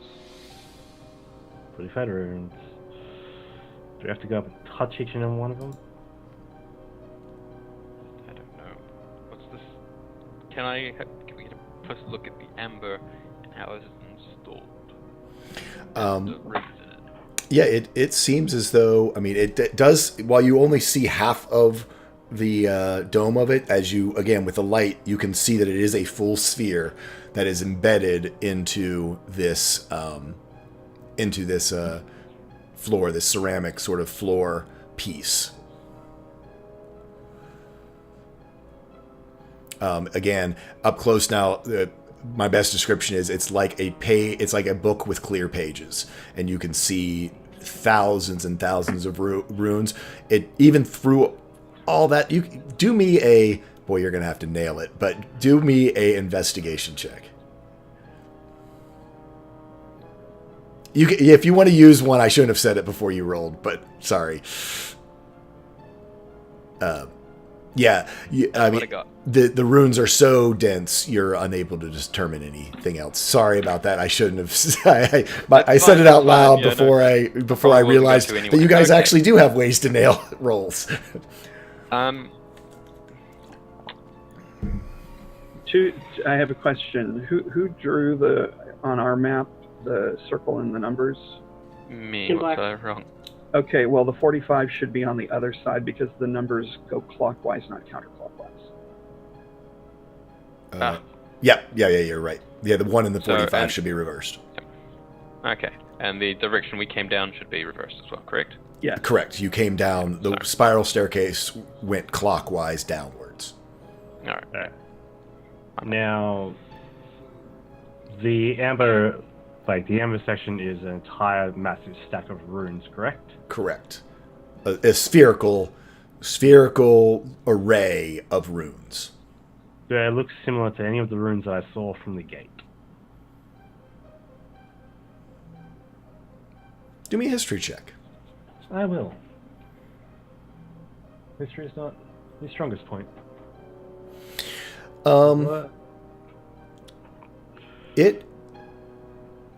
These are definitely powerful runes. I wouldn't say that they're necessarily things that you saw on the gate. They're probably similar to things that you've seen on the Astrosphere, your tool of the crafters. But you've seen many of the symbols on the Astrosphere, through your travels. But there are some that you have not encountered yet. That's concerning.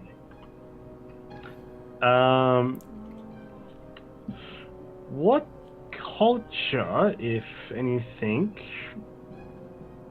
helped influence this?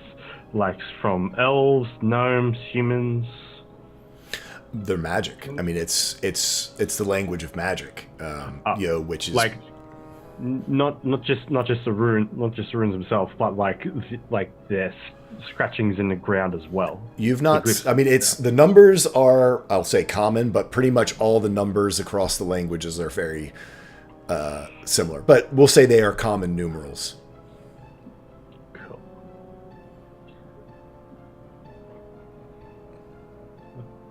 Well, this looks like a doomsday device. On your 20 history check, and with the connection to that, some of the runes are related to storage, to sort of warding and containment.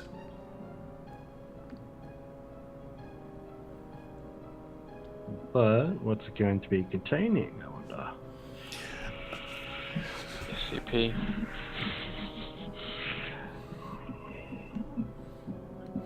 Oh, the engineer.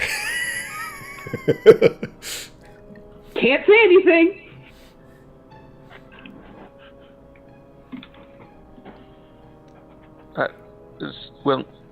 There's not really many other options. I'm going to let you play your character. Not you, sorry. Are you... I'm going to touch this and hopefully that might respond. Touching So it. everyone's aware of that? He's letting everyone in the room know that he's got to do something so no one's surprised. We have to do something eventually. Exactly. Just This let one's gonna me know, be- so Oh, yeah? I'll do it, not you. Ishran's going to be prepared to teleport him out of the way if anything bad happens. Okay. Yeah, he'll reach over and place his palm on it, see if that responds to anything. Okay. Axel, I'm going to need you to... never mind. Nothing happens. Right. And there's 45 runes in this, mash. No, 45 numbers around the outer circle of the room. There's thousands and thousands. Like I say, it'd be like trying to read, the encyclopedia if it had clear pages. Cool. How are the numbers indicated? Are they carved too?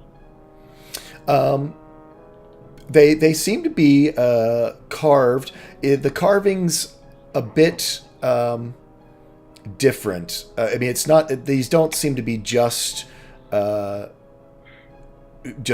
used with hammer and chisel into the ground. Do the numbers look carved in the same fashion as all of the lines and circles and runes? They do.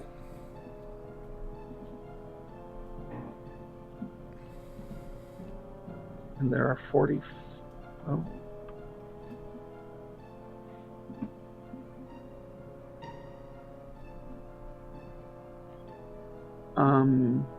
Kel is going to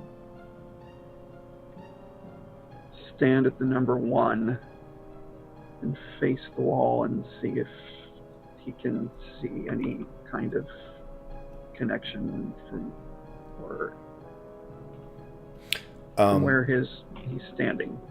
You look down, and while this one seems to be a little bit off center of a line, I mean, as you look next to you at the number 2, there's 3 of these lines that come across, and some don't have any lines. It doesn't seem to be. There's no pattern you can discern between the lines on the wall and the numbers. What you see is that the lines on the walls do correspond to a line on the medallion at the center. Okay, and do they all have the same number of lines? Is it all a single line from each number? No, it's all of them are different. Sometimes it's single lines, sometimes it's multiple lines, some don't have any lines at all.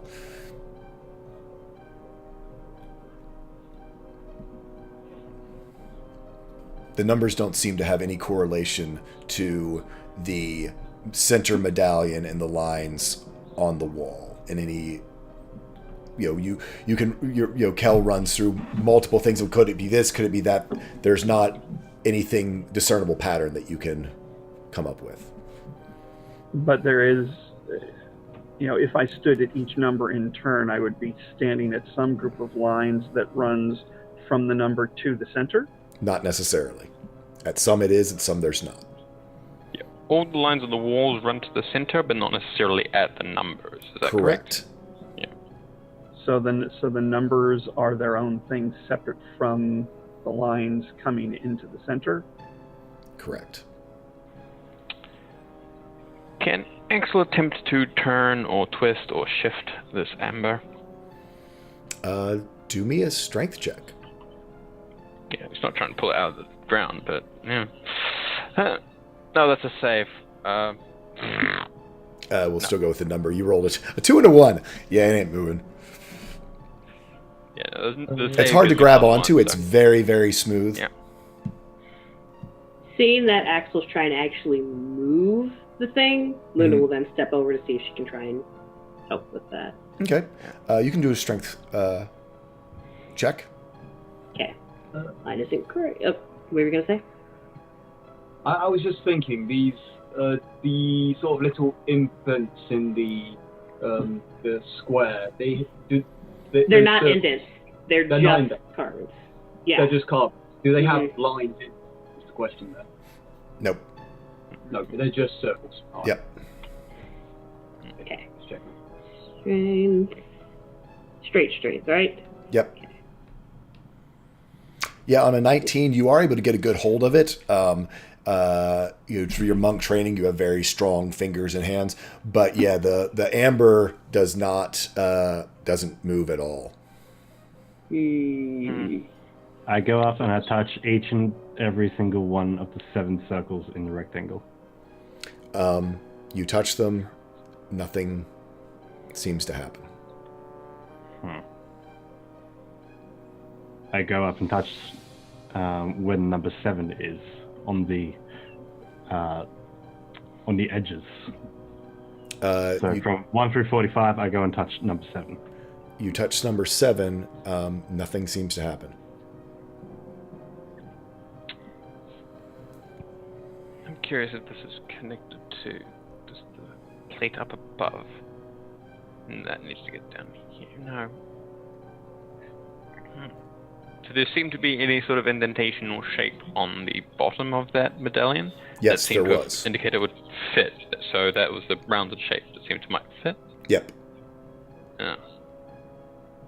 Might have to bring that down to complete.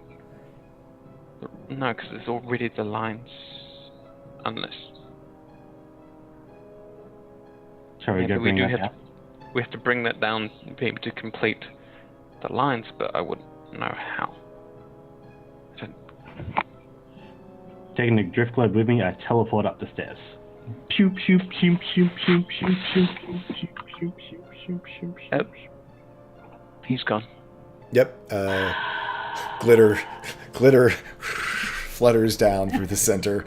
It is a regular disco party at the bottom because, yeah, he just teleported like 40 times. Or no, 150, 30 feet a pop, 15 times. So you get 15 glitter bombs floating down upon you guys. Which means, of course, that knowing what we know about how he works anatomically, he just pooped all over us. Pretty much.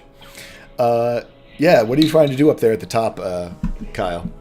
Gonna try to get the thing down to the bottom. Okay, and how do you want to go about doing that? Alright. This can only end well. So what was the thing up here again? There was the medallion, wasn't it, up here? Yeah, I mean, it's just another big sort of piece of ceramic, 65 foot across, sort of ceramic medallion that's in the floor that is just sort of suspended up there. Again, all the lines from the wall connect into it radially, and at the very top, there's sort of a dish-like structure that is positioned directly above the amber below. Can I teleport to it, like up onto it, with face step if I need to use that extra movement to get there? What do you try? So that's on the underside. So there's nothing to grab onto. You would be 100. I thought it was like you'd be suspended, you'd be 200 feet. You'd be 200 feet above the floor. But you can just step onto it from above. There's also a thing as well. Well, the top is smooth. Yeah, the floor that you originally entered on, like where the dead body was, is smooth. There are no lines there. Okay. All right. I'm gonna.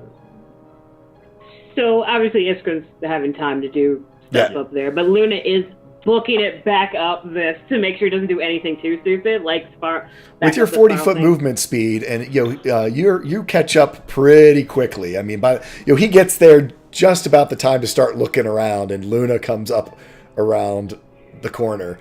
I don't know if you want to spend key to do it, but you still have 40-foot movement speed, so.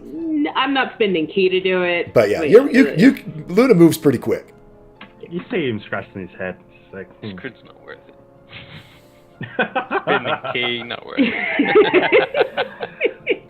And Luna doesn't say anything, but she makes it very clear she is there watching him.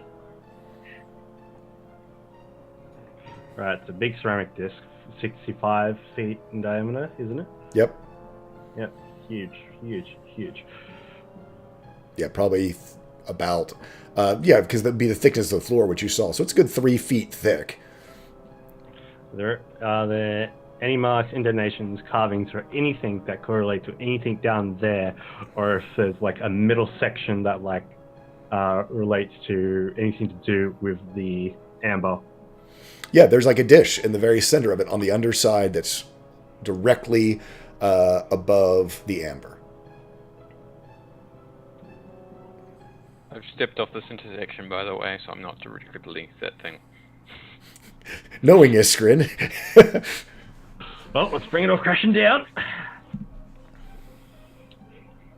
Nothing weave related. No magic inside. The weave is actually very absent here. It's similar, with it being made out of sylvan stone. It's very similar, almost kind of a null space. I mean, magic flows here, but it is not just sort of free. It's very, the weave is very stable. In fact, probably almost, it's as stable as, you've seen. Do I see any other numbers around or on it? Not up here. Damn it. Axel Right. came off of the ceramic Yep, part. he said. Okay.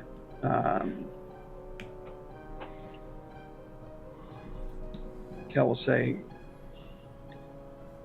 I've been trying to figure out some kind of connection because there's this rectangle in the 7 like we had before, and it just occurred to me, and maybe this doesn't mean anything, but there are 45 numbers in a circle down here, and there were 45 rooms that we went through upstairs. Yeah, that's the conclusion I came to around. I thought maybe we would have to align these in the way we did before, but using whatever mechanism this is to put magic through these lines, and they would activate according to the rooms, and then there would be the final step, which I don't know, but I don't know how to get the mechanism working. If that's even the case, we might just be in the inner workings of that maze, and this actually doesn't do anything. Yes, maybe this fuels that. It's possible, but I don't think so. What would be the... Have we tried touching the table? But the orb? Iskrin did.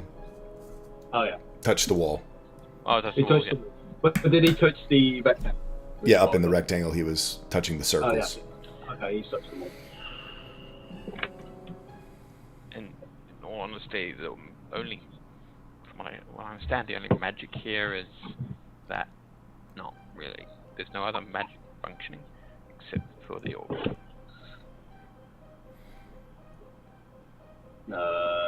Have you tried using? I mean, your the dancing lights is still working, so I mean, magic is Well, not as in dead other yet. than in the device in the structure.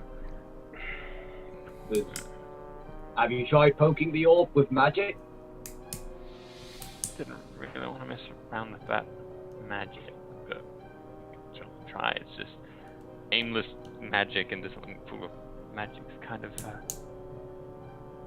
not the best of ideas. But I mean, if it responds to magic, I wouldn't even know which magic. I mean, I could try everything. I'm throwing stalactites into a pond here. It's got to be a big pond. I mean, unless they're really small stalactites. Like, yeah, because they exist that small. I can't figure it out. Okay. I Do shoot I Eldritch hear Blast. anything from upstairs, knowing that Iskrin and You don't Luna hear are up choking there? sounds or anything. Nothing's breaking. Anything else? The sound of spell casting or anything?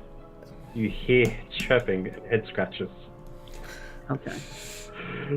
Luna, what do you think? Do you know anything about puzzles? Do you have an opinion? My opinion is I'm very good at hitting things.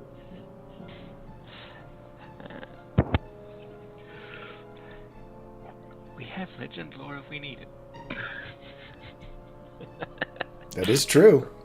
That's true. I'm going to shout so they can hopefully hear me.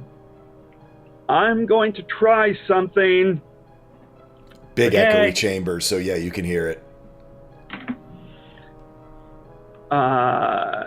So I'm going to focus on the amber and switch over to the ley site. Do I get a sense that this is some form of ley energy? Yes. Okay. Can I use ley harmony and channel the energy from this? You can certainly try. Then I am going to do so. Let's go ahead and do me a lay harmony check. So it's a D3 first to pick the stat, right? Yep.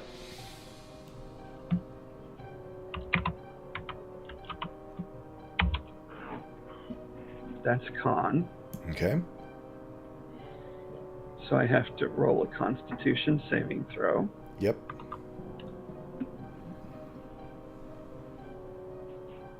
And I would like to use a nat 20. Okay. As you reach out with your lay harmony,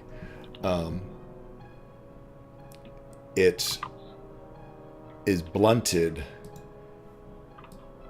in a very different way than you experienced before. There's not that sort of electrical charge that you felt before. As you try to reach out to this point of ley energy, you can feel it secured. Before it was almost like you were grabbing a live wire, and this was giving you sort of tangibility within this to touch the ley energy. Here, you reach out and try to hold on to this, and as it starts to just kind of like how you would grab it before, you feel a pull instead of it like that it's pulling back at you. The rest of the party can see a slight glow from the amber sphere. Starting with your highest spell level, I need you to lose 15 spell levels of spell slots as the magic gets pulled out of you. So like a 4th level spell is a 4. Starting at your high, I forget what all yours are, but start subtracting from the top until, like a sleep spell, pulling magic out of you. So 15 spell levels worth of spell slots. So 1 3rd level slot is 3 Correct. points, right? Correct. So 3, 6, 9, 10, 11, 12, 13, 14. That's exactly the number of spell slots I have. That's what I figured. I'm like, that's probably all of them. Yep, you literally have... If I hadn't used those 2 spells earlier, I'd still have a couple of 2nd levels left. But otherwise, yep. Yeah, so that's brought me, I have 0. Yeah, it literally pulls all the magic completely out of you. I mean, you feel it. It is not comfortable, and you'll take 7 points. No, I'm sorry. We need to do... do you have is it written on the sheet of what the amount of attribute damage is? I know you saved, but you still take half, if I recall. It's based off the size of the ley line, right? A failed save reduces the corresponding stat by 1d4, half that on success, until the next long rest. The channeling of a ley line can only be broken after a So successful you take save 1 or if point. any- Yeah, you take 1 point of con damage. 1 point of con damage. So looking down and seeing that happen. Well, actually, would we have seen? I That don't think you actually? would have. Probably I don't think you no, would I see. don't You think we've might have that. seen a tiny little bit of light, actual visible light, emerge from the amber. And actually, what I was gonna say, since we're almost about the 2-hour mark, and Yeah. magic has been draining for us, well, maybe time for a break. Let's take a break. Yes. So we're going to take a break for a moment. Luna is going to tell you about our charity of the month, and do a pun of the week, and let's see if our party can figure out this puzzle. I think they're a little bit on the track. I think Luna's got it, but unfortunately, I'm sorry, Alicia has it. Luna, unfortunately, Luna has no idea. Yeah. Anyway, I'm gonna take a quick break. Let you guys do your thing. Hello, everybody. Welcome to the channel. If this is your first time here, welcome. If you've been here before, welcome back. This channel is run 100% for charity, and our charities change every month.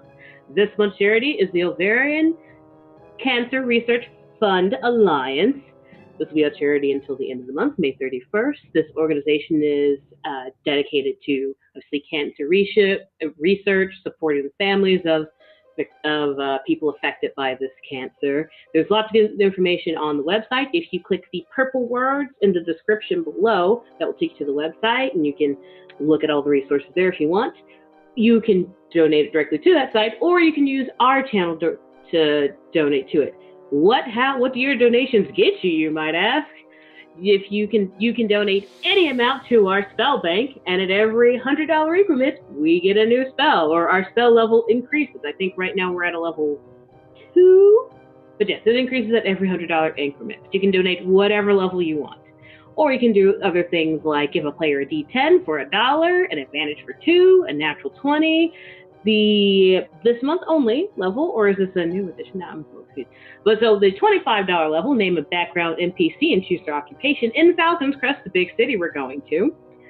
Or for $50, you can give a limited use boon to a player of your choice from a list provided by the DM. So you'll be talking to Tall Skulls correctly to work that out. But if it is not in your budget, please don't feel pressured to donate. You can do things like share us on social media like Twitter and Facebook. Otherwise, I hope you enjoy our session. And, so many people aren't here. That's okay. We'll do it anyway. As a special treat, everybody's favorite segment, Fun of the Week. There's one more. All right. What do you say? Oh, no, Jason was there. All right, I'll take 5 out of 6. What do you say in a back and forth battle between DJs? I don't know. What? The tables have turned!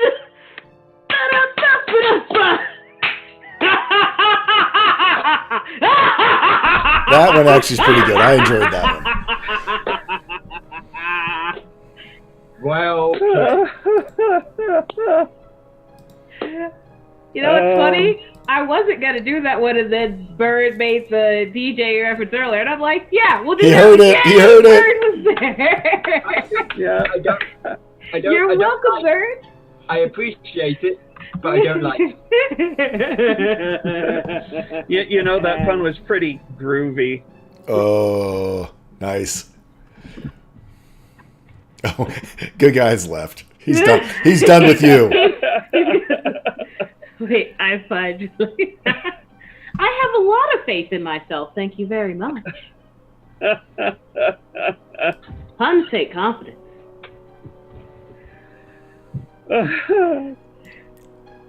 Alrighty then. I'm happy. And that's what's important. So I have a question that really Bird doesn't need wait for anybody else to be here, and that is in the midst of this happening to me, because I wanted to try and focus on, number one, seeing if I could identify what type of energy this is, since I've never encountered it before. Mm-hmm. Can I? It is the best way to describe it would be raw. like Raw energy. unformed base ley energy that hasn't been converted into any particular type. Yep. Like ley energy stem cells. Yeah, pretty kind of. Yeah, actually, that's as good a magical explanation as any. Okay, and then number 2, what I was going to attempt to do, and I don't know if I still can or not because it sucked stuff out of me, but I was going to attempt to, instead of physically push it, magically using the ley sense, push the energy out into the grooves and the patterns on the floor. Yeah, no, I mean, basically, I would say that part of you maybe attempting to do that is what sucked you in, is what pulled your magic in. Is that it trying to dislodge or move that energy basically sort of entrapped your own magic. Okay, and so when this happens, I basically just kind of give a shout and just stagger back and away from it, back towards the wall. Yeah, Luna and Iskrin upstairs would certainly hear his shout. Again, it echoes in here pretty good. And just kind of almost putting my hands up as a shield, even though it wouldn't be effective. It's just kind of an instinctive. Luna, hearing Kel shout, is gonna grab Iskrin, put him on her back, because that's her default. Like, we gotta move, and there's another person. Book it back down. Yeah, potentially thinking there's combat. Yeah, you charge back down the stairs with the whole group and the mounts all sort of down below. All right, so, I get down there, drop Iskrin off my back. By the time you're down there, Kel is all the way back at the wall. Hey, thanks, Forge the Table, for the raid. Appreciate it. Hey, hello. Welcome. Thank you guys for stopping in. We are in the middle of puzzle time. My group is trying to figure out the second part of a puzzle they began last week. It is going well. Yeah, we're up to bat and we keep missing. So Kel is all the way back against the wall, sitting on the floor with his back pressed against the wall and just kind of breathing heavily. Okay. And just trying to... Luna would go over to him and just, do a medicine check to see. He doesn't seem to be physically injured, but he's obviously distressed. Okay. Kel, what and weakened happened? Somewhat. What happened?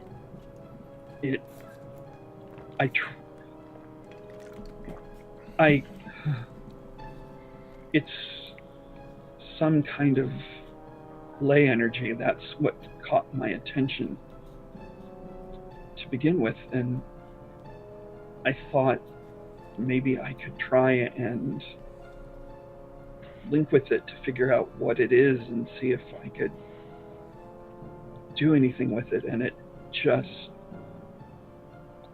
sucked everything out of me. I'm just... Sucked. The magic. I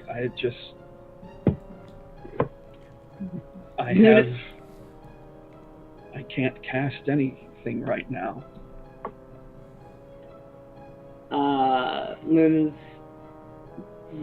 Luna's gonna go over to knowing that there's nothing else you can do for guy. I can't fix magic spells being sucked out, obviously.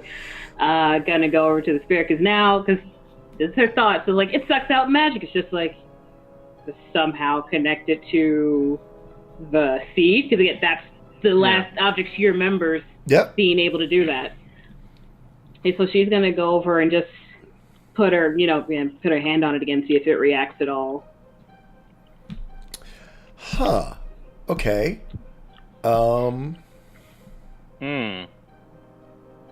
Do me a wisdom saving throw. Yeah, it's going well. Yep, super well. Let's see. I still don't have any of those. Okay. We'll just roll it. Yes! 22. As you place your hand upon it, there is a familiarity and not in the same emotional sense as you felt when you bonded with the seed. But this resin, this amber, it is of the Midnight Weald.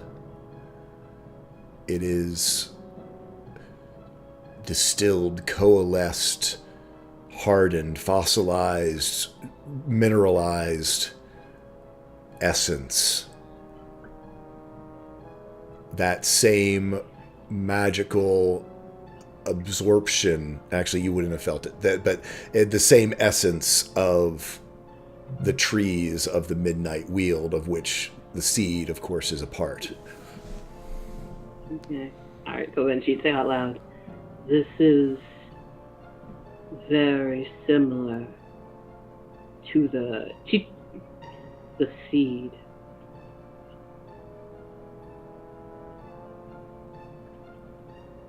From the vice. Or, she'd probably say from the vice. I know you said Midnight Wolf, that's probably what she said. Well, yeah, because it was the trees that also sort of drain magic upon contact, the ones that drain the energy from Fae.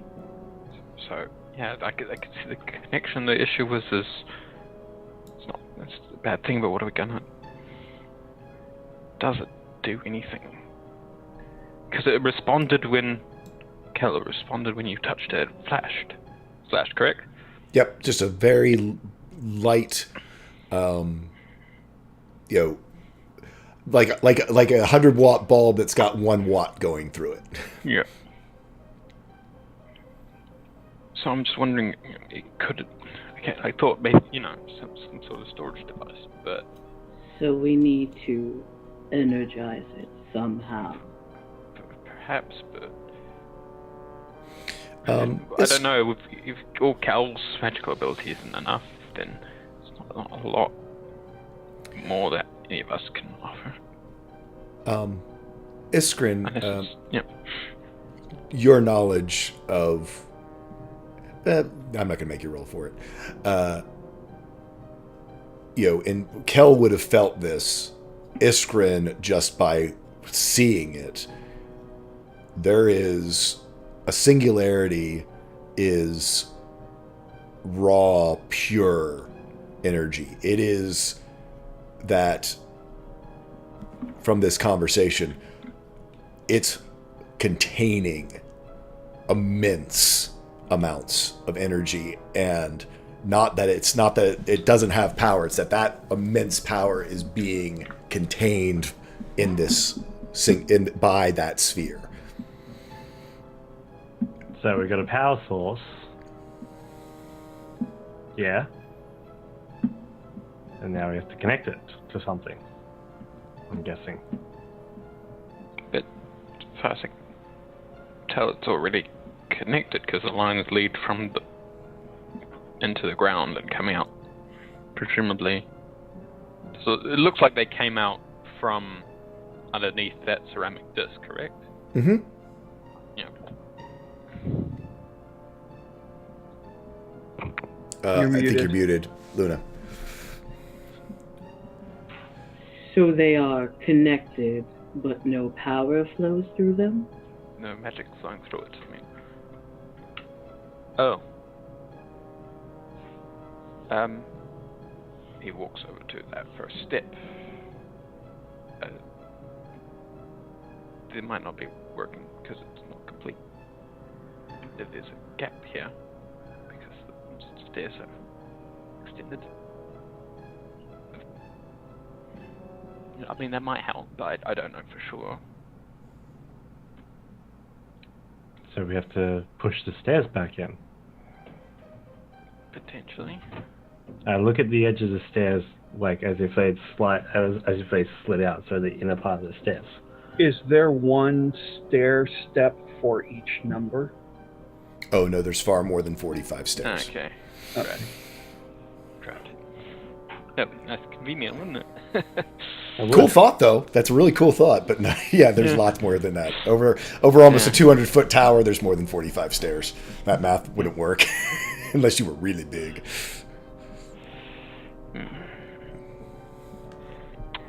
I would Yes. like to pull out my yellow sphere that I got upstairs. They're still Push up in it. Malter. Oh, okay. Yeah, don't because we worry put it about in the thing Yeah. to open the door. that. I thought we took them with us. Sorry. Um, I'm going to shoot Eldritch blasts at the circles on the walls. As similar with Sylvan Stone, it just... It's a bad idea. Don't do that. Luna will very calmly walk over to Iskris, pull out her hand.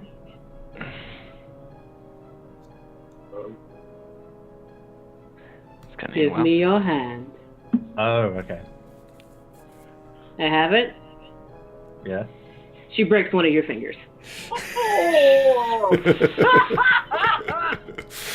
I'll allow it. I'll consider that a surprise attack. You weren't expecting it coming. I wasn't expecting it coming. I was expecting it. I was expecting a breaking arm, really. Pain is a good teacher. Think before you use your magic. And then you let your hand go. Calmly walk back.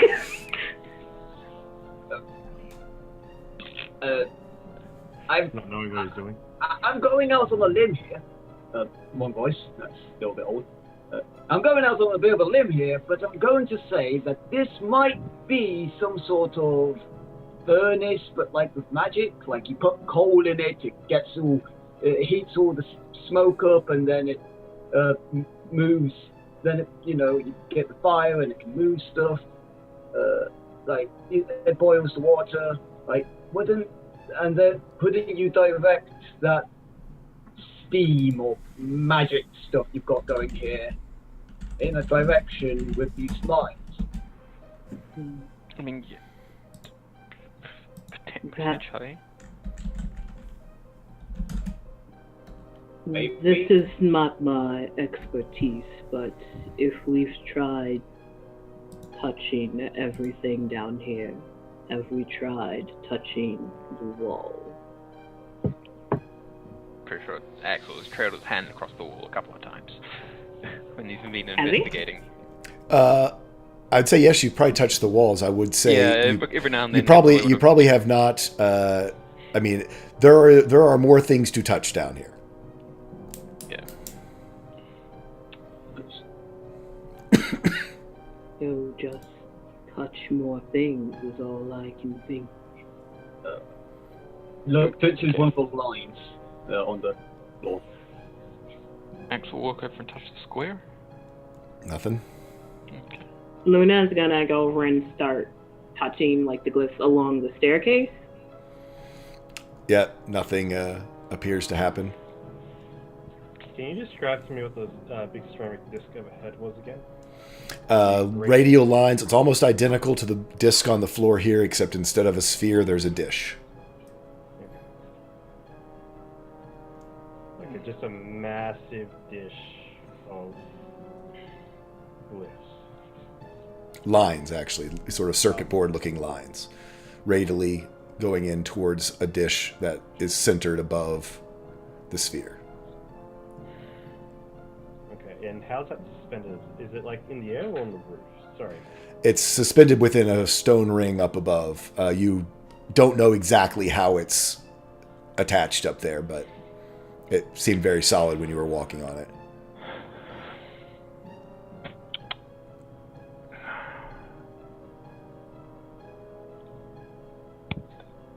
Okay.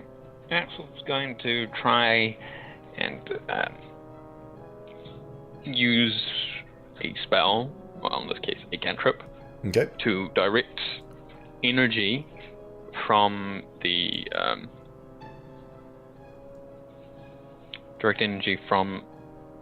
through the amber to along along basically any direction, pretty much towards any of the What lines. are you casting? It's just prestidigitation, just a cantrip. Okay. Yeah. You don't see anything occur. I mean, prestidigitation, Not a lot of magic. maybe a little bit of dust comes off. I mean, actually, we said it's not very Yeah. dusty down here. I mean, there's really no discernible effect. as prestidigitation, you sort of, whatever, rub the amber with prestidigitation, or try to, affect the amber with prestidigitation. Yeah, it's just trying to do some magic.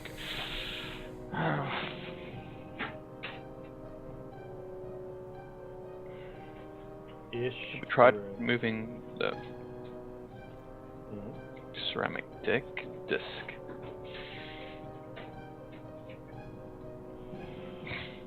So that we tried moving the disc. You've tried to move the amber. You have not tried to move the disc. No. Ishgrin would like to go goodbye try. Dude. Looks like it's a I mean, I thought of it a little while ago, but how do I do that? Alright, yeah, let's see if it actually gets anything done. Have we step back off and try and shift it. Alright. Slide it so the numbers change. Realign the numbers.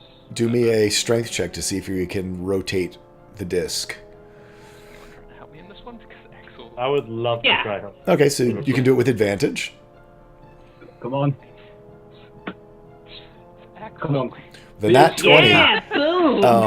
We'll say that basically he has the idea and has everyone together try to rotate the disc. Tell me about how you guys are spread out to try to do this. Because I can't remember so the radius of the disc was how much? 65 feet. The radius? Radius, I'm sorry. The radius would be 30 to whatever, 0.5 feet. Gotcha. Yeah. Okay, Half so it's roughly 6, maybe every 6 feet we have somebody doing the... Yeah. If you have someone every 6 feet. Okay, roughly. as you guys try to move this, let me have everyone do a dexterity saving throw. Hey, works well. Sure thing, boss. Sure thing, boss. I got Iska. You got Iska? Okay. Yep. Let's spend an advantage on this. Since we're 6 feet apart as well, can I slyly throw in a little bit of frostbite around a very localized area, just around my hand, into the ceramic? Oh, to try to stick your hand to it, basically? Just give it a little bit of magical power. You're going to frostbite your hand that has a broken finger on it? That's not going to hurt. Well, Ow. it numbs it. I don't think you know how frostbite works. So, as y'all are doing this, the disc doesn't move, but Iska basically falls over, falls down. She tried. She tried, but her feet sort of slip, and as she's pushing herself back up, she pushes up off of the ground, right at the 9, and the first circle on the wall lights up yellow.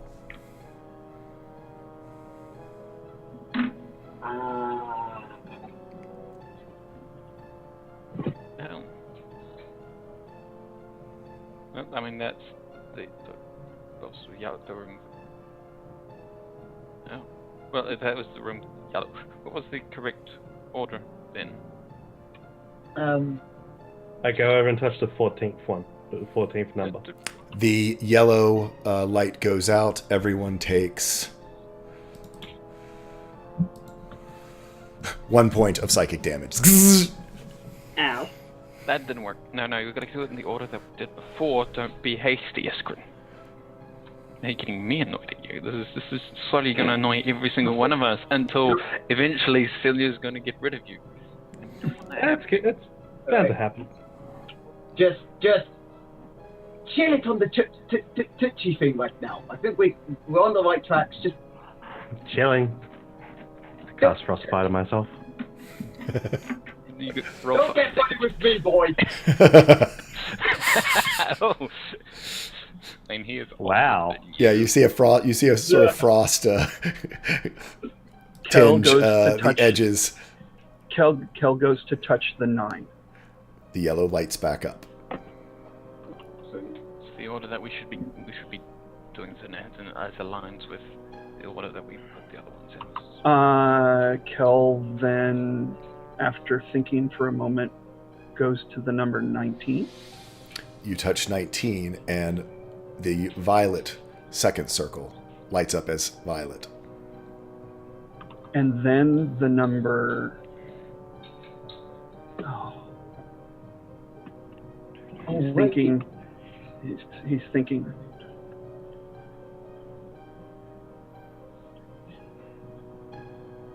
$38. You walk over to the number 38, and the green circle, the third circle lights up green. oh, that's what you're doing. Yes. I understand So now. next would be...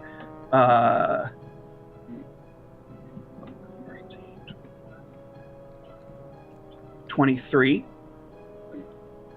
The fourth circle lights up red.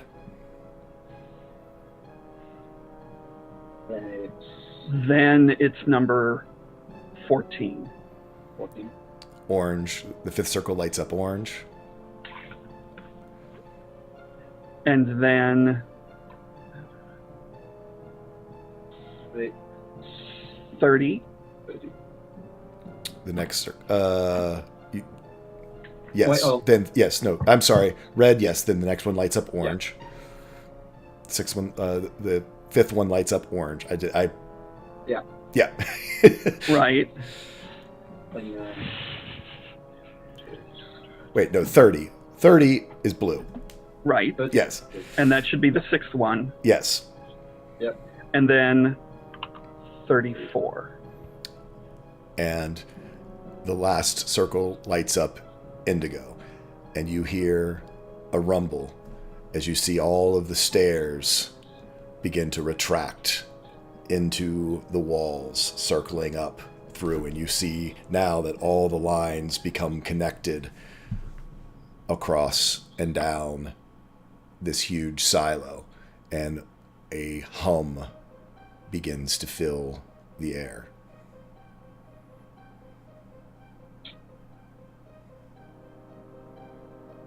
I think you did it. Well, I did something.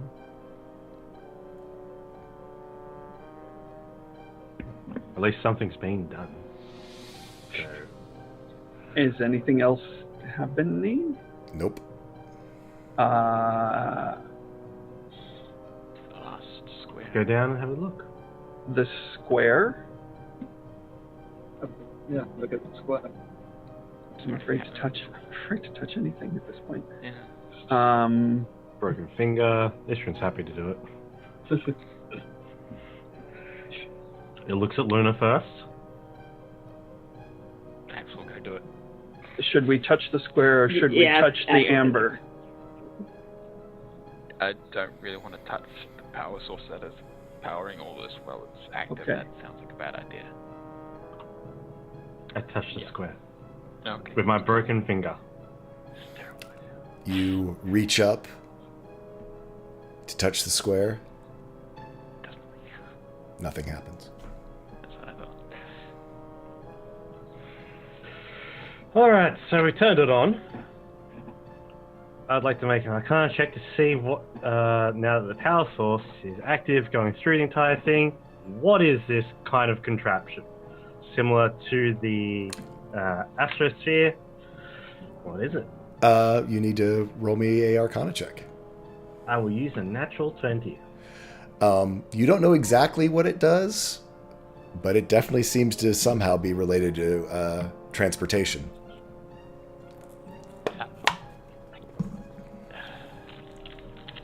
Transportation. I think we just found ourselves a backdoor teleportation circle? Glyph? Device? I have no idea. A system. Yeah.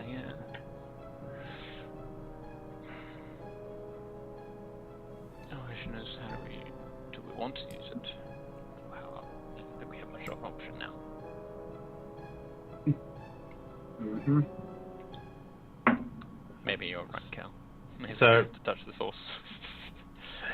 At Axel's saying that, Kel will walk over and not try and use his delay thing again, but he will touch the amber. You reach down, your hand shaking a little bit. You touch the amber. It's a little warm. Nothing happens. Can it move now? Now that things are lit up, can Do I me push it? a strength check.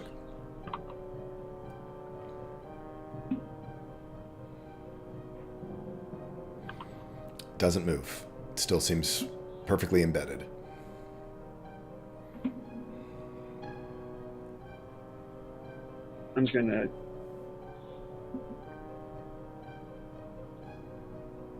I'm gonna stand on it, and I'm gonna jump up and try and land on it as hard as I can. While he's doing that, I'm gonna try to activate. I'm gonna try to activate the amber. There's thousands of gifts in there, glyphs in there. Let's try to turn this thing on. I mean, how do you want to go about trying to activate it? I want to try and manipulate the glyphs and the singular point. Wait a minute. Did my jumping on it not do anything? Nothing. Okay, you didn't say. Oh, I'm sorry. Yeah, no, nothing waiting. happens. I thought you were kind of joking. No, nothing I happens. wasn't joking. I was literally going to try and jump on it to see if I could make it punch the button as hard as I could with my body. Yeah, no. All Nothing happens. Right, so I want to try and manipulate this and try to figure out a way how to either activate it, turn it on, or looking at the glyphs, how this is going to actually work. Either that, or I'm going to go over to all the lit up circles, and I'm going to press each and every one of them in the order that we activated them in. So what are you doing first? You're trying to. What are you doing? What are you doing to try to activate the center sphere?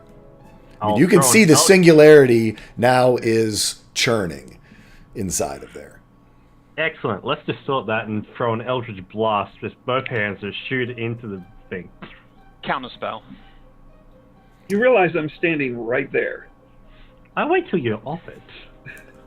Because, I see you dancing on it and nothing Go happens. ahead and roll your counterspell. I think Because they're both third level, right? Oh, no. it's a cantrip. It's a cantrip. Nope. He blocks your spell. Counterspells you. That's fair, actually. That's fair. Sorry. Does Kel notice this?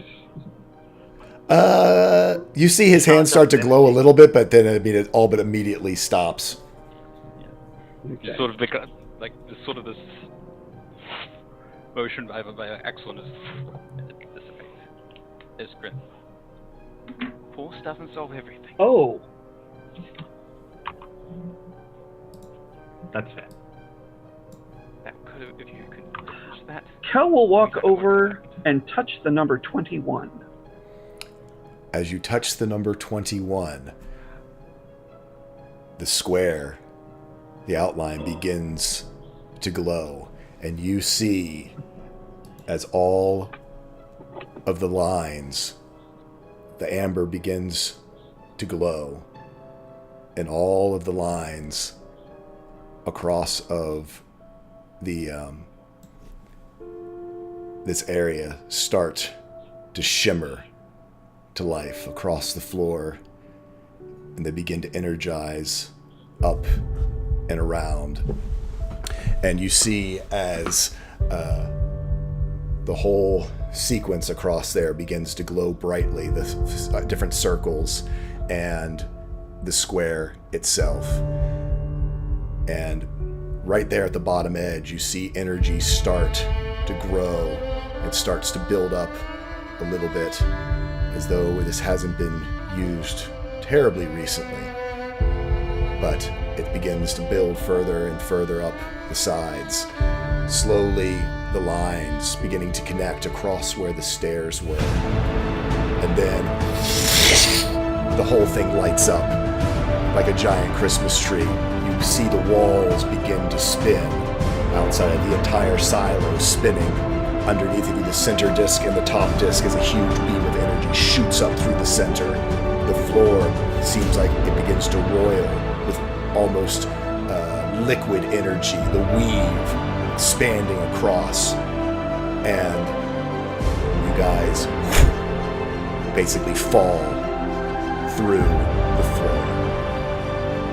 Iskrin, anyone who's teleported with Iskrin will recognize this sensation, but it is not sort of the elegant dancing across the cosmos that it is in the ley lines that is with Iskrin. This is sheer teleportation by punching your way through the weave itself. You feel as though there's cross currents ripping across of you.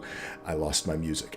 It's ripping across you, and you find yourselves and all your mounts and everyone reappear in an identical room, and you see the lines begin to decharge and a stairway begin to extend out up a silo up above you. I need each of you to take, you all grab your heads in pain. I need all of you to make a Constitution saving throw, please. I scream out, is that how you all used to do it? That's pathetic. That's so inelegant.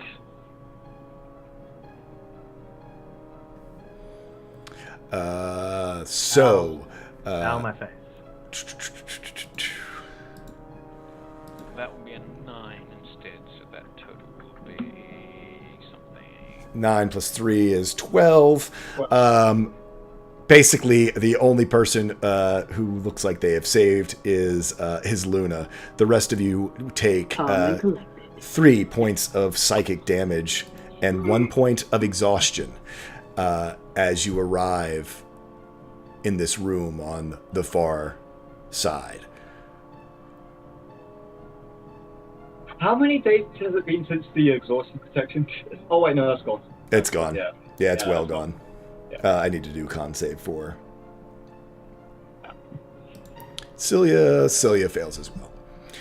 Also, welcome to Lunalia and her raid. Hello. Yes. Oh. Hey, thank you for the huge raid. I appreciate it. Oh, wow. Yeah. Wow. Thank you. Welcome to the bus. Yep, so yeah, you guys, in a world without teleportation, apparently just did a mass teleport. You, your mounts, everything, and you find yourself in the bottom of this magical machine that has moved you somewhere. No. This needs to stop. This thing that we just did, no. Your Arcana Mystica really needs to work on their skills. Seriously. What was that? Someone explain. We teleported. We teleported. Wait, what? Horribly. We moved from one place to a different place without walking. All right. That way, That did with not- lots of power. That did not feel good. No, it didn't, but it was still pretty Is it how it's supposed to be? What?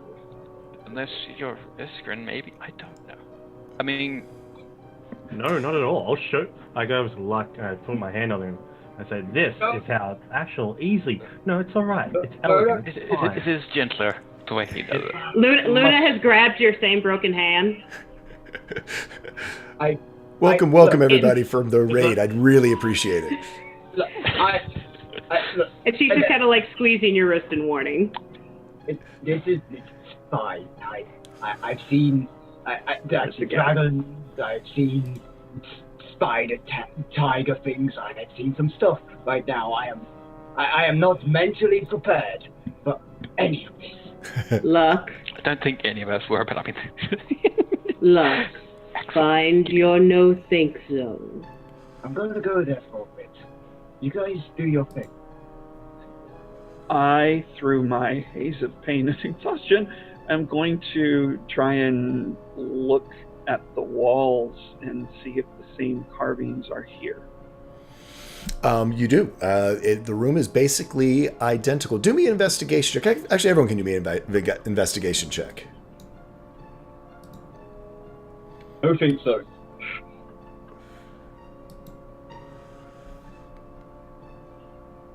I think Kel used up all his thinking. Ishrin's all too worried about his pinky finger that's now broken in several places. Axel is giddy. He is so... In your giddiness, Axel, as the stairs redeploy, you see over on the wall a small inscription. And it says, in common actually, Zephyr Consortium, Test Site Epsilon. Oh, well, I mean, that explains... Wait. The Zephyr Consortium, the ones that had the magic system, that was the Arcana. Oh. So, this was a test site by the Zephyr Consortium. I don't know how old it is, but maybe they were trying to produce, opposition to Miska Arcana Miska or something. Maybe this was the early stages of teleportation. Well, explains why it's so rough, but yeah. This... Interesting. Kel is going to start climbing the stairs. Yeah, you are able to go up again. Your Iska's dancing lights is still up. Lantern still functions fine. Bit of a headache from sort of brute force teleportation from one teleportation silo, whatever this is, to another. And you guys make your way all the way back up with your mounts, arrive in an identical room of the one that you were in before, with the disc but facing downwards. There's a staircase, a straight staircase that goes off. As you come up these stairs, it would be around to your left. As you come up the staircase, it'll just be follow the curve of the wall around. You find an opening and then a straight staircase. I assume you guys continue up. Can I? Yep. Can I see him and figure out, if there's any indication exactly how old this might be, wear and tear, anything like that? Do me a, let's see. Go ahead. What was your investigation before? You had a 25 in your investigation before. I'll let that stand. We're still surrounded by Sylvanstone, or is it different? It is still surrounded by Sylvanstone. Right. It doesn't, it's certainly not terribly old. It's a sealed space, so it's hard to tell.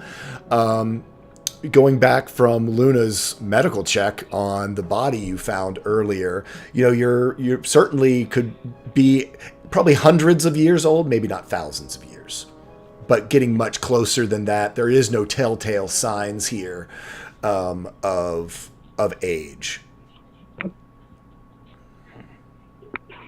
Let's hope those potions are still good. Anyway, yeah, that's Axel's curiosity. Gonna continue on out. So yeah, you go, let's say people want to do anything else, you go up the straight staircase, you find yourself in a very similar altar chamber in what was the center of the maze before, and you see daylight coming in through a long hallway to your left as you come up this straight staircase. Was it already open? It was already open at the top. Okay. Now, two things have happened. Either we just got thrown in a big old loop, or we're on the other side. I'm going to head outside to find out. I'm going to go Come out of outside. the maze. We're in a different place. So you guys, as you emerge out, sunlight sort of, you've been in darkness or non-natural light. As we exit the hallway, are there matching openings on either side? They are closed. The doorways into the maze are closed. But there are matching doorways. Presuming that we're in a different place. I mean, that's when you first entered the hallway, if you recall, you heard the doorways into the actual maze open. You could do an investigation check You could do an investigation check, and actually, since you know it's there, all I care about is the doorways are there, even though they're closed, not open. Well, that's the thing, is they're actually hidden doors. So do an investigation check because you're looking for them with advantage, because you're looking for them there. In fact, and Celia will assist too, just because she's Celia. There's a 17. And with her on a 22. Yeah, you can, because you know where to look, you can definitely see that there is the outline of doors there, but they are closed. Kel, you're saying you're sort of leading the way going outside? Yes, I'm inside far too long. As you pass, as Kel crosses the threshold outside, you guys hear a sound behind you. From what you would pretty much could detect is all the way back to the altar room, probably the altar closing. Kel, as you step out into the sunlight, and the rest of the party, I assume too, kind of shielding your eyes as you've been underground and in unnatural light. Even though you've had light, it's not the same as sunlight. You find yourself in a narrow passage between two sylvan stone sort of rock faces. It's almost like you're down in a cleft. It's not like these canyons that you were in before. It is a much sort of tighter, just probably only 40 foot high sort of cleft in what seems to be the surface above. There is sort of a sloping pathway up to your left-hand side, wide enough for mounts. It does seem as though it's been used. You don't know how regularly, but certainly it is a pathway that was intentional. It is not just a natural way to your left. Two things. Number one, does it look more used than the one we entered through? About the same. I would say it's, there's it doesn't look like it was used recently. The reason why it's hard to tell, there is a growth on the ground. The undergrowth here is not something Kel is familiar with. And as you look above yourself as well, the trees, the little bits of it that you can see are unfamiliar as well. There is a crystalline geometry about them. There is a almost geometric faceted look to their leaves and stems, trunks. It is foreign to you, Kel, even with your druid heritage. While they are, you think, plants, they're altered. They're not what you... It's nothing altered how? Like I say, they're almost crystalline in form. Their leaves look almost as though they're faceted or have surfaces. They don't have the curves that you're used to. It's almost like things are faceted around what would be normal curves of leaves, etc. Iskrin, if you can do me a perception check. Axel, you can do me an Arcana check. The last couple of things I wanted to do would be, first, before I go any further, turn around and look at the opening we came out of to look for a similar sequence of numbers that we saw when we went in. You do see a crystal, and you do see scratches in the next to them, but it is in Thieves' Cant. Oh, right. I will ask Celia. Yeah, Celia looks at them. The numbers are different now. This is a different set of numbers. What are the numbers? Give me 1 second. I have them written down. Let me look up. They are 2, 1, 4, 6, 3, 5, 7. 21463557. Yes. Okay. And then making note of that and calling, obviously since I had Celia read it, calling everybody's attention to that.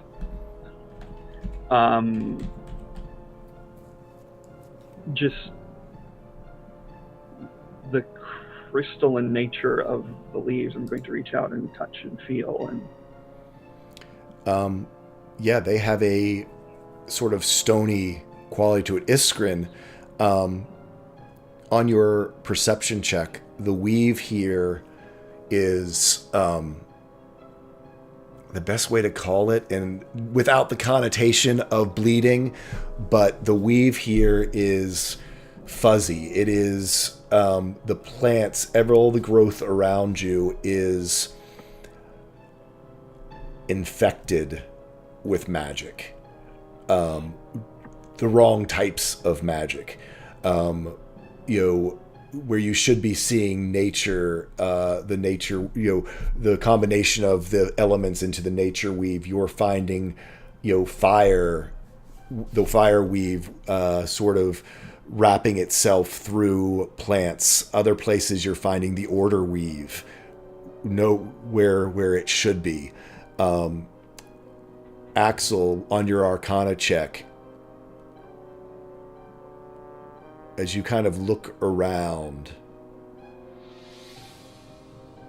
your jaw probably is hard to keep in its place.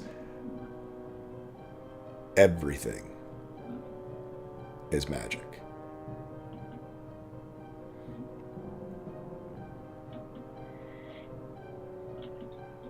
Is this fallout from the Sylvan War? I would say that you... Yeah. Yeah? It would make sense, yeah. It permeated the very rocks, of course, it could do this to plants. Wow. Yeah. This is, Well, I'm glad I helped stop that.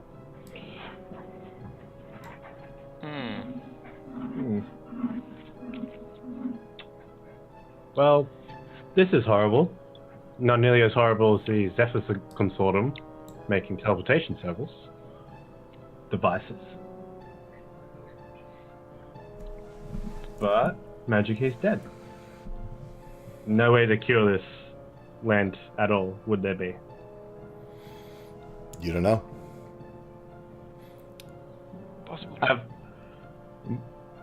I mean, this is the... Nature has found a way.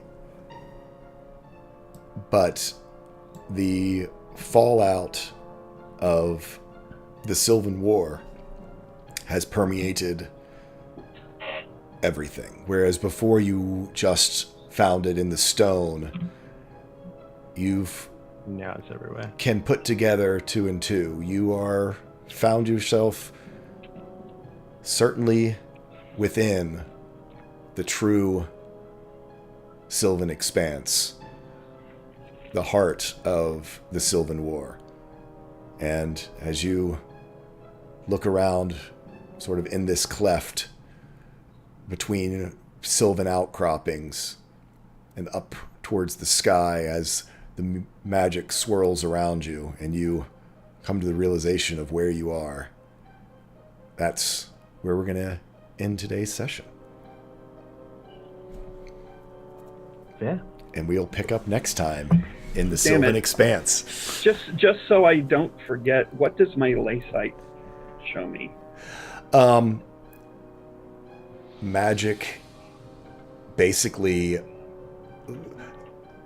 little tiny threads of ley energy coming off of everything, but not being able to coalesce into ley lines. As though instead of where you've seen ley lines before, you've seen, they all sort of, it flows like streams, becoming larger and larger until at the Vice, it was a huge torrent. Here, it's almost like there's little broken threads of ley energy coming off of the plants, the rocks, everything within your sight in this sort of small space as you've exited from this maze. Is it like when the air is just about as humid and saturated with moisture as it can possibly be without it actually raining or misting? Kind of, that's the idea, except think more thread-like. I mean, it's more kind of like, think little cilia, like the cilia's like on, waving in sort of magical breeze. I mean, it's like everything sort of has these like little fingers, tiny threads of magic, as though, magic has been frayed in this area. So when you said little cilias everywhere, I was just imagining little rows I know. everything. Cilia, like on and then I was like on bacteria, but yeah. Anyway, we're gonna need to wrap up because I need to get going. But thank you guys, everyone, for tuning in. Thanks for the giant raid from Lorelania. Appreciate all you guys and who stuck around all the afterwards. Raids, everybody. I know. Yeah, I was gonna say Debali with a raid. We had raids from everywhere there for a while. I really do appreciate it. I appreciate all the support that we've gotten. Yeah, Forged at the Table. Thank you for the raid. If you guys are still around as well, for donations that we got today as well. That's amazing. Thank you. I will remind everyone we do run the station 100% for charity. If you'd like to donate, you can do so off the shopping list down below. Tomorrow morning I will be having a DM desk, and if you want to tune in for some of my prep for our next sessions that are coming up, and let's quickly go around the table of the folks who are here. We will start with Tunarth. I am Tunarth in chat. I'm Colin65 on Twitter, where I don't do much but retweet this and other things that I am in. The other thing that I am in primarily is another campaign on T. Fredrickson 80's channel, Esla, The Power Within, where I play a very different character along with NNG9 and Claudia's Brother's a Dick. And I also have, which I didn't think to prepare to link in chat, but I have a YouTube channel set up where I have posted all of the music that I have written for and inspired by the Vice, Music with Vice. So if somebody links it, because I'm not fast enough, or I'll link it at some here in a minute. But yeah,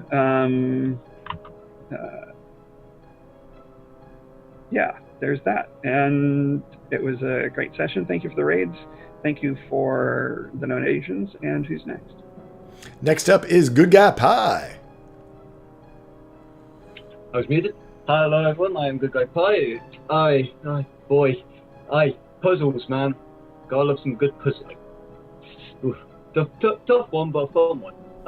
I can be found on Too Good To Guy on the Twitters and Good Guy Pie on Twitches, pretty much anywhere else. You can also catch me playing another game on the Mondays at 8 p.m. BST on the Baldi's channel, playing Darren Bikeman, tough roughneck, biker Pokemon trainer who gets little leather coats and puts them on Totodiles because it's adorable.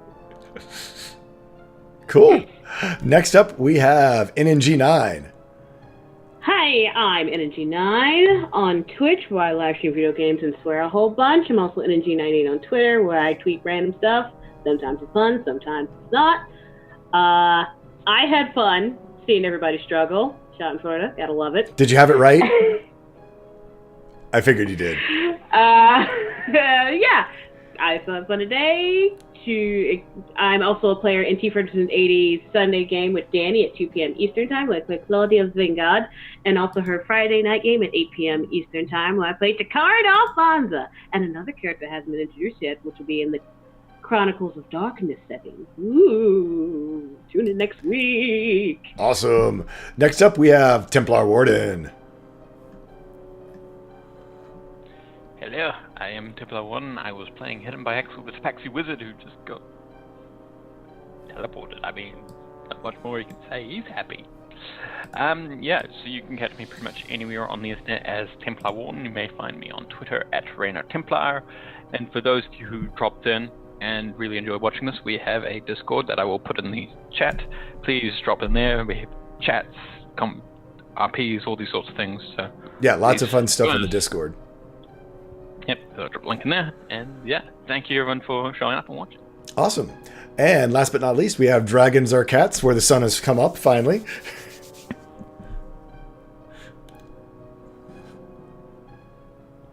You are muted. It's going to be a wonderful day down here in Australia. Nice and sunny, just 1 or 2 clouds out there. As you can see, it's probably about 11 degrees Celsius right now because the big billowing wind blowing by. But this was a good fun sesh. It was really good to see Ishkan break another finger today. Goodness of our good old Luna. And I'm sure he's going to need some magical healing at some point for that. Otherwise, who knows, might just stick his finger into a potion of healing. I am Dragon to Cats. You can catch me on the webs as Dragon to Cats. And here are some links. I also run a charity D&D game on Wednesday nights, Australian Eastern Standard Time of 8 p.m, where some players are going to drown. Oof, that's never good. Yeah. No, suffocating rules are deadly. Yeah, they are. Yeah. Anyway, thank you guys, everyone, for tuning in. Thank you again for all the raids from everybody. Thank you for the donations. We are actually going to pay it forward. We're going to go pay our, going to go raid our buddy In Wills, who was one of our first folks who always supported us when we were back in the morning times. And so we are going to go hit up In Wills and the Waffle Crew. And the Wafflers. I'm sorry, not the Waffle Crew, the Wafflers. But join us over there. Show him some love. If you drop some spam flexing in the old chat. Thank you guys for tuning in. Until next time, gather your friends together, tell a story, because that's what it's all about. Bye-bye. Thanks. Bye bye.